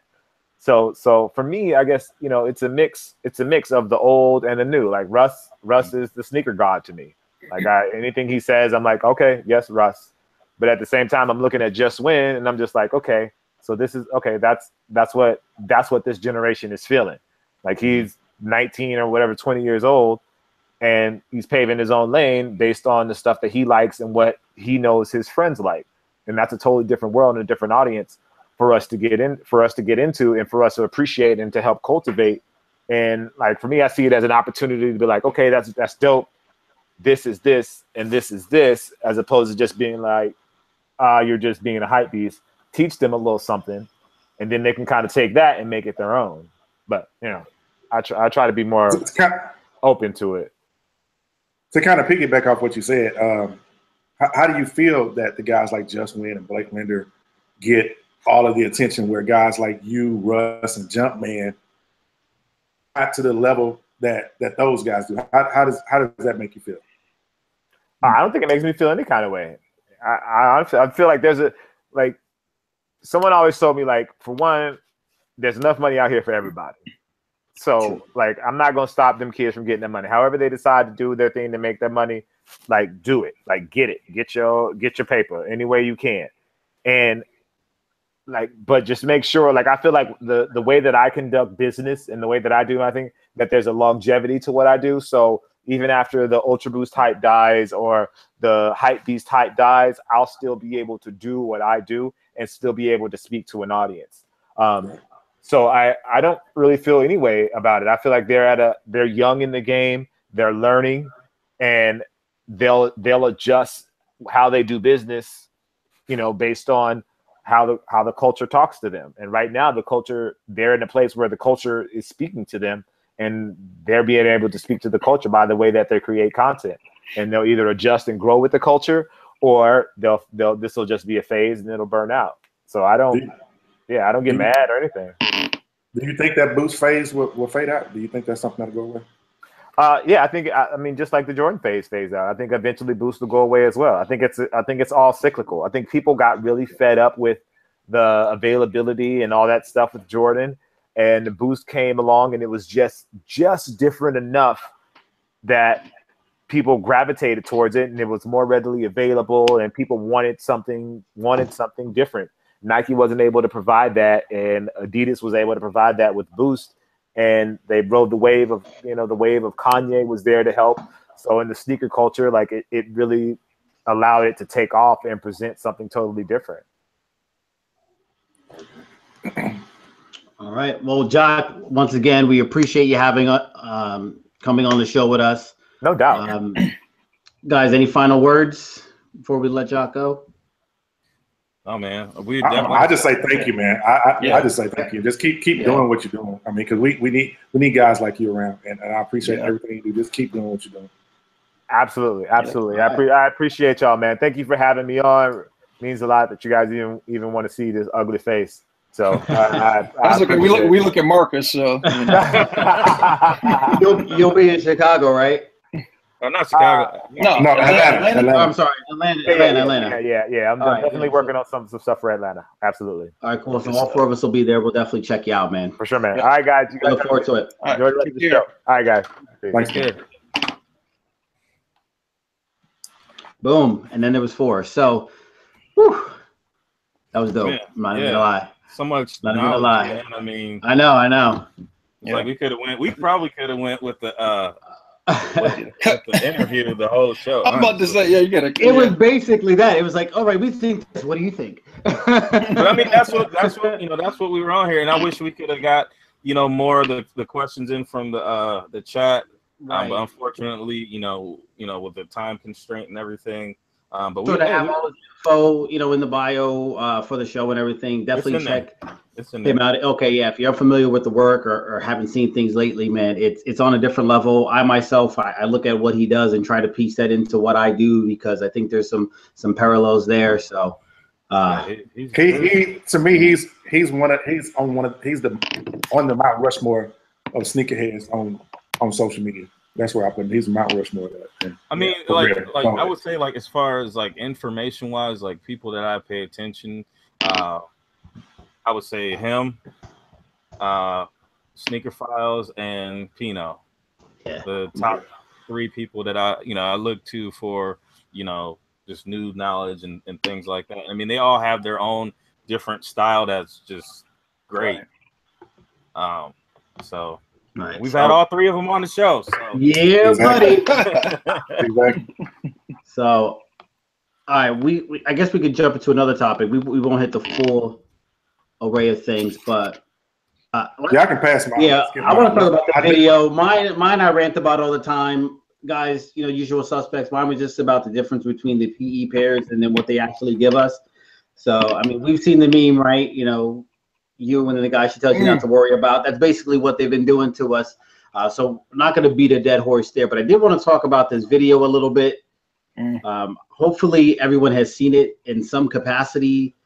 It's supposed to be like a parody or a sneak diss against YouTubers, and I don't know. I get that it's for clicks. You know what I mean? So I understand that. I don't take it personal. I don't feel like it's necessarily going at anyone in particular. I think it's more so just, like I said, a parody. But I'm pretty sure some people got offended, especially if they had no lines at their booth. So we'll go around the horn. You let me know what you think. I got a few more things to add, but definitely interested in hearing what the group has to say. I mean, for me, I didn't have an issue with it. Now, when I first heard like the hook on it, and I was like, I mean, I was kind of shocked because I mean, we had Tony on the show, and Tony, I mean, super nice dude. He's always cool. Like, I mean, both of them, great guys. And then, you know, when I heard the hook, and I was like, man, that doesn't seem like him, because I only heard the hook first, and then, you know, when I actually got to hear the whole song, you know, I heard them, you know, they put out the disclaimer saying that, you know, it's not directed towards anybody. So at that point, you know, I was like, it is what it is. They're just trying to, you know, put something out there, whatever, and it did exactly what they wanted it to do. I mean, it generated reaction videos. It got them views. People were checking it out, and I mean, it 50,000 hits in the first 30 minutes. I think they said. And I mean, and I think that's something. I think that anything that brings everybody together in the community is great. Now, I mean, the song was what it was. If you like the you know the song, then you like it. If you didn't, you didn't. But it was kind of it was kind of catchy. But yeah, I mean, like when I first heard that, I was like, man, that seems kind of elitist. Yes. Yeah. You know, to do that, because there's so many people that look up to these guys because they're doing well.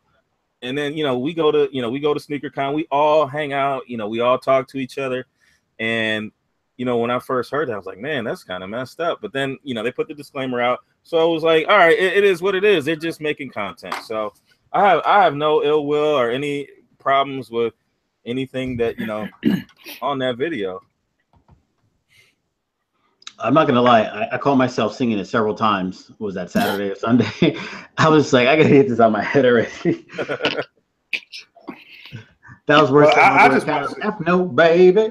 I just watched it for the first time today, just after hearing you guys talk about it. And you know, I mean, I always say people do what they want. It's not affecting anybody. I'm not a fan of it. I don't agree with it. You know, I think we have enough negativity in our community where we don't need something like that can be misconstrued or taken the wrong way, regardless of the disclaimer at the end.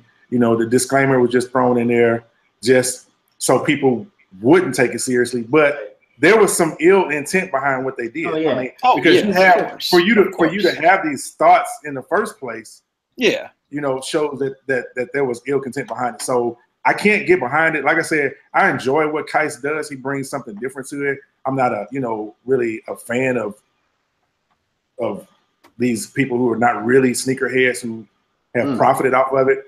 But, you know, I respect what they're doing to the degree that they found a way to make money off of something that we love, you know, right. So I'm okay with that, you know, but at the end of the day, I mean, I don't really like the whole diss type thing, you know, regardless disclaimer or not. To me, it wasn't cool, you know. I mean, it was funny, but it wasn't cool. Yeah, I mean, and I see Lars, you know, he's saying that, you know, it was just disrespectful, and I think Pino, you know, felt a little way. I would agree. I would agree. But here's my thing about it. This is what I want to put on it. Okay, we've got guys like Keist and the sneaker community that are building these reputations off of something we love. How do we change that? I mean, you know, what we got to do is we got to start supporting, and I know we do, you know, as a crew, but we had to start supporting these guys like Kustoo. I mean, I saw people in the chat saying, how do I follow him? You got no line at your booth. Somebody cut his mic, please.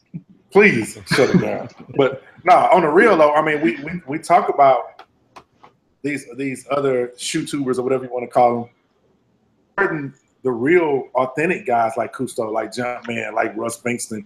You know, I mean, I'm looking at people in the chat who don't even know these guys, and that's kind of, to me, that's disrespectful. You don't know Russ Bankston. I mean, the dude is like a wealth of knowledge. You know, go look him up. But everybody knows Kais. Everybody knows Tony D. Everybody knows Bull. You know, but y'all don't know these guys who started this. We have to take back the culture. You know, we have to take it back and start supporting these other people who started this, who, you know, who made this what it is today. You know, yes, Kais has taken it to a whole nother level where SneakerCon is selling out, people waiting in line for 4 hours to get his autograph. That's cool. That's cool. But we can't forget about the people who started this. But that's the tough thing, right? Because but you're right. But the tough thing is you have the kids who are the ones who are supporting Kais and Bull and Tony, who don't care about the building blocks that got the culture to where it is today. All they care about is Supreme or just dumb. Well, I shouldn't say vape. Just right, exactly. That's all they care about. For them, there's nothing. Right, it's just all hype. They don't care about the culture. They don't care how it got to where it's at now. They just care to see people running around or farting in shoes or just doing dumb stuff that they think is a part of the culture because you do a skit and you got a sneaker in it. But do you really know anything about sneakers? So, I mean, that's the tough thing, right? It's the kids who don't care about that versus the audience that are on the show tonight. You know, we're older, you know, so we respect the culture for what it is and where it's come from. It's a totally different target audience.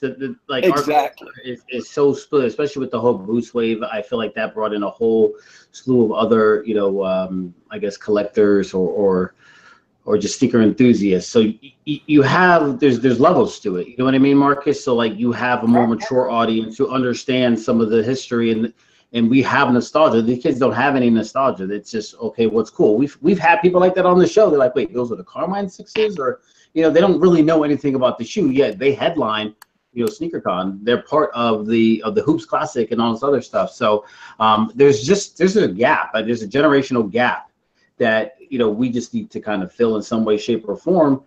It comes from stuff like this. If we can bring that young audience to the show, or you know, a Kustoo, if he gets more of a backing. The problem is, you know, they cater to a specific audience as well.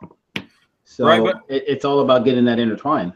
But we also have to, I mean, we have to value what some of these younger sneakerheads are thinking and saying too. Because I mean, we want to teach them and we want to bring them on board with, you know, what our train of thought is. But if there's no common ground, then it'll always be, you know, it'll be our deal and it'll be their right. And their it's like music. It's like, oh, that hippie stuff or that rock and roll, or you listen to that rap. And what we're noticing is that their lane is more lucrative. Oh yes. So I mean, if we want to be in that, if we want to occupy that space, or if we want to bridge the gap and we want to bring people together, we can't be like, well, these kids are ruining the game. They're not. How can they ruin the game for you? Because the shoe game is in your nostalgia. They don't have any effect whatsoever on, you know, when you first started collecting shoes. They have no. That shoe tuber stuff doesn't bother me in my collection because I still count whatever I need to. Resellers bother me more than anything else because they're getting things that I can't get. So when Boost dies away and all of these shoe tubers go away at some point, then is there going to be a SneakerCon? Is there going to be big events for us all to get together and hang out? I mean, is that still going to be something that's going to continue? Yeah, but they're not going. It'll evolve. They're not going anywhere. It'll evolve. Right. It'll evolve. Exactly. Get its own legs. Right. Yeah. They're giving us an avenue, you know, for their to get that mainstream light that notoriety. You know, there's eyes on it. It's kind of like what Jacques was saying before. You know, back in the day with comic books and whatnot, like. I tell people I'm going to a SneakerCon. They're like, "What's that?" I'm like, "Oh, well, it's conventions like Comic-Con. You buy, sell, and trade. You network. This and the third." You know, when you get to the point where you say, "I'm going to SneakerCon," and everyone knows what it is. I mean, it has its legs, and then at that point, it can flourish. It's going to do what it does. The enthusiasts will always come there. There's going to be someone who brings a pair of '94 Jordans. You know what I'm saying? So it can sustain on its own. Right now, the youth, that's where the money is. That's where the resources are. That's what's keeping it afloat. If they weren't there, we wouldn't have the sneaker con. We won't be able to go to Atlanta and Cali and all these other places. It would be small venues. It wouldn't be as big as it was. And I mean, and Steph, I mean, I'm looking at Steph's comments. She's saying that the Snoop shoe culture is always going to be around. That's, I mean, yes, the culture is going to be around, but it's taking these events like Sneaker Con to bring us all together. Where else would we have met? We all live in different states across the country. Right. But the events are going to expand, and they're going to expand past shoes. So I mean, it's going to be different pockets when it comes down to it. I mean, you're going to get, you know, they're already pumping in fashion to it. Then next thing you're going to have tech, and then I mean, there's going to be so many different avenues that result from this. I mean, the shoe tubers may change into other things. I mean, you see shoe tubers that are doing prank videos. You see, I mean, everybody's doing something different because there's a saturation of people, and you can only do a review on, you know, on a Jordan 1, you know, so many times you can see it.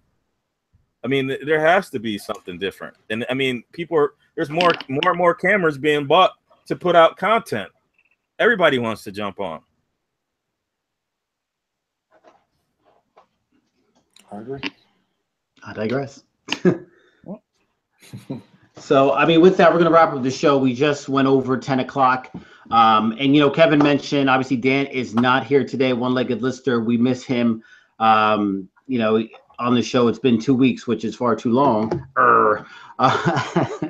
So, you know, in general, just a lot of things on his plate, you know, just real life stuff, going back to school, family stuff. So he needs to take a step back from some of the social media and on the show. We obviously fully support him 100%. So, you know, he'll be in Atlanta, so you guys will see him there at Sneaker Con. But, you know, other than that, we're gonna keep the bus rolling. You know what I mean? The Midsole is gonna keep going, and he'll be back soon. Just know that. And shit for now. I'm gonna piggyback off that really quick, Maally. I'm sorry. And, no, go ahead, brother. And like Maally said, you know, I think, you know, he's got some things going on. Just respect his privacy. You know, I know people think that, you know, let me rush out and call and text and everything else. You know, if that's what he's looking for, he'll reach out. So just give him his space, respect his privacy for right now. You know. Yeah, give him a while. You know, you'll see him pop his head in and he'll give you the eyebrow or something like that. But, you know, right now he's just got a lot on his plate. So he just needs to kind of manage that. So definitely, like Mike said, please don't bum rush to reach out to him. He's going to get to everybody in due time. I know there's a number of people who we have group chats. You know, you notice that he's gone. That's him just reassessing his situation and getting things on track, man. So, like I said, he'll be back before you know it. And, you know, he'll be reaching out to everybody, just know. And with that, Marcus, take us away, man. Well, all right, anybody got shout-outs? Shout-outs. Oh yeah. Yeah, let's go ahead and shout out Reshoevn8r. You know, this YouTube program is brought to you by Reshoevn8r. Get yours together. Yeah, definitely. Use the code Monday Midsole, get 10% off your purchase. Boom, bang bang. Propellant, Ultimate Cleaner. Also, our sister shows. I did see African Caesar in the chat. I did. The Sneaker Box podcast. You can catch them. They will be. He told me they will have a show this Saturday. So is that 11 o'clock? 11 o'clock, I think. 11 a.m. Also, Soul Food Sneaker Talk. You catch them on Wednesday, 8 o'clock p.m. On their channel, and also the Sneaker Files. You can catch them. They just put out. I think they film on Wednesdays, but I just checked their last podcast out today. It's a good deal. They had Brookie Doo on there, so definitely check them out and check that out. And that's all I got. Also, has anybody got a hashtag, man? We need a hashtag. I threw a hashtag in there before. I don't remember what I did, but all right, Mike, what shout outs you got, man? Where's the hashtag? You slacking, brother? Oh, no. Mike, shout out. Oh, okay. Yeah. Shout out to, oh, my bad. I thought you were trying to put up the hashtag. Shout out to, of course, you guys out in the chat. Unfortunately, I wasn't able to participate as much as normal, but, you know, as I see on Instagram. Shout out to you guys for having me on the show to fill in. Definitely appreciate that. Shout out to Matt Cerebral Kicks for the dope shirt that he sent me last week. I will definitely throw that on, sir. And last, shout out to Sneaker Miyagi for this History of Ones shirt that he's got coming out soon. So just be on the lookout for that. I wasn't trying to flash anybody, but be on the lookout for that sometime in the next week or two. All right. So shout out to the usual suspects. Of course, chat, you are definitely the pulse, the heartbeat of the show.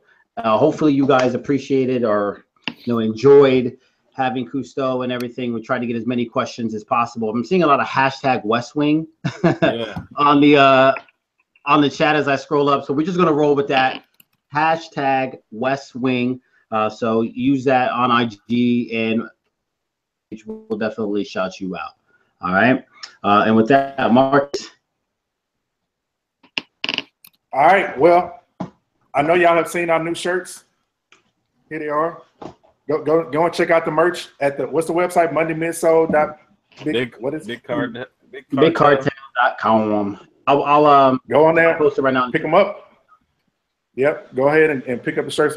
Shout out to everybody that's bought one. Swang got one.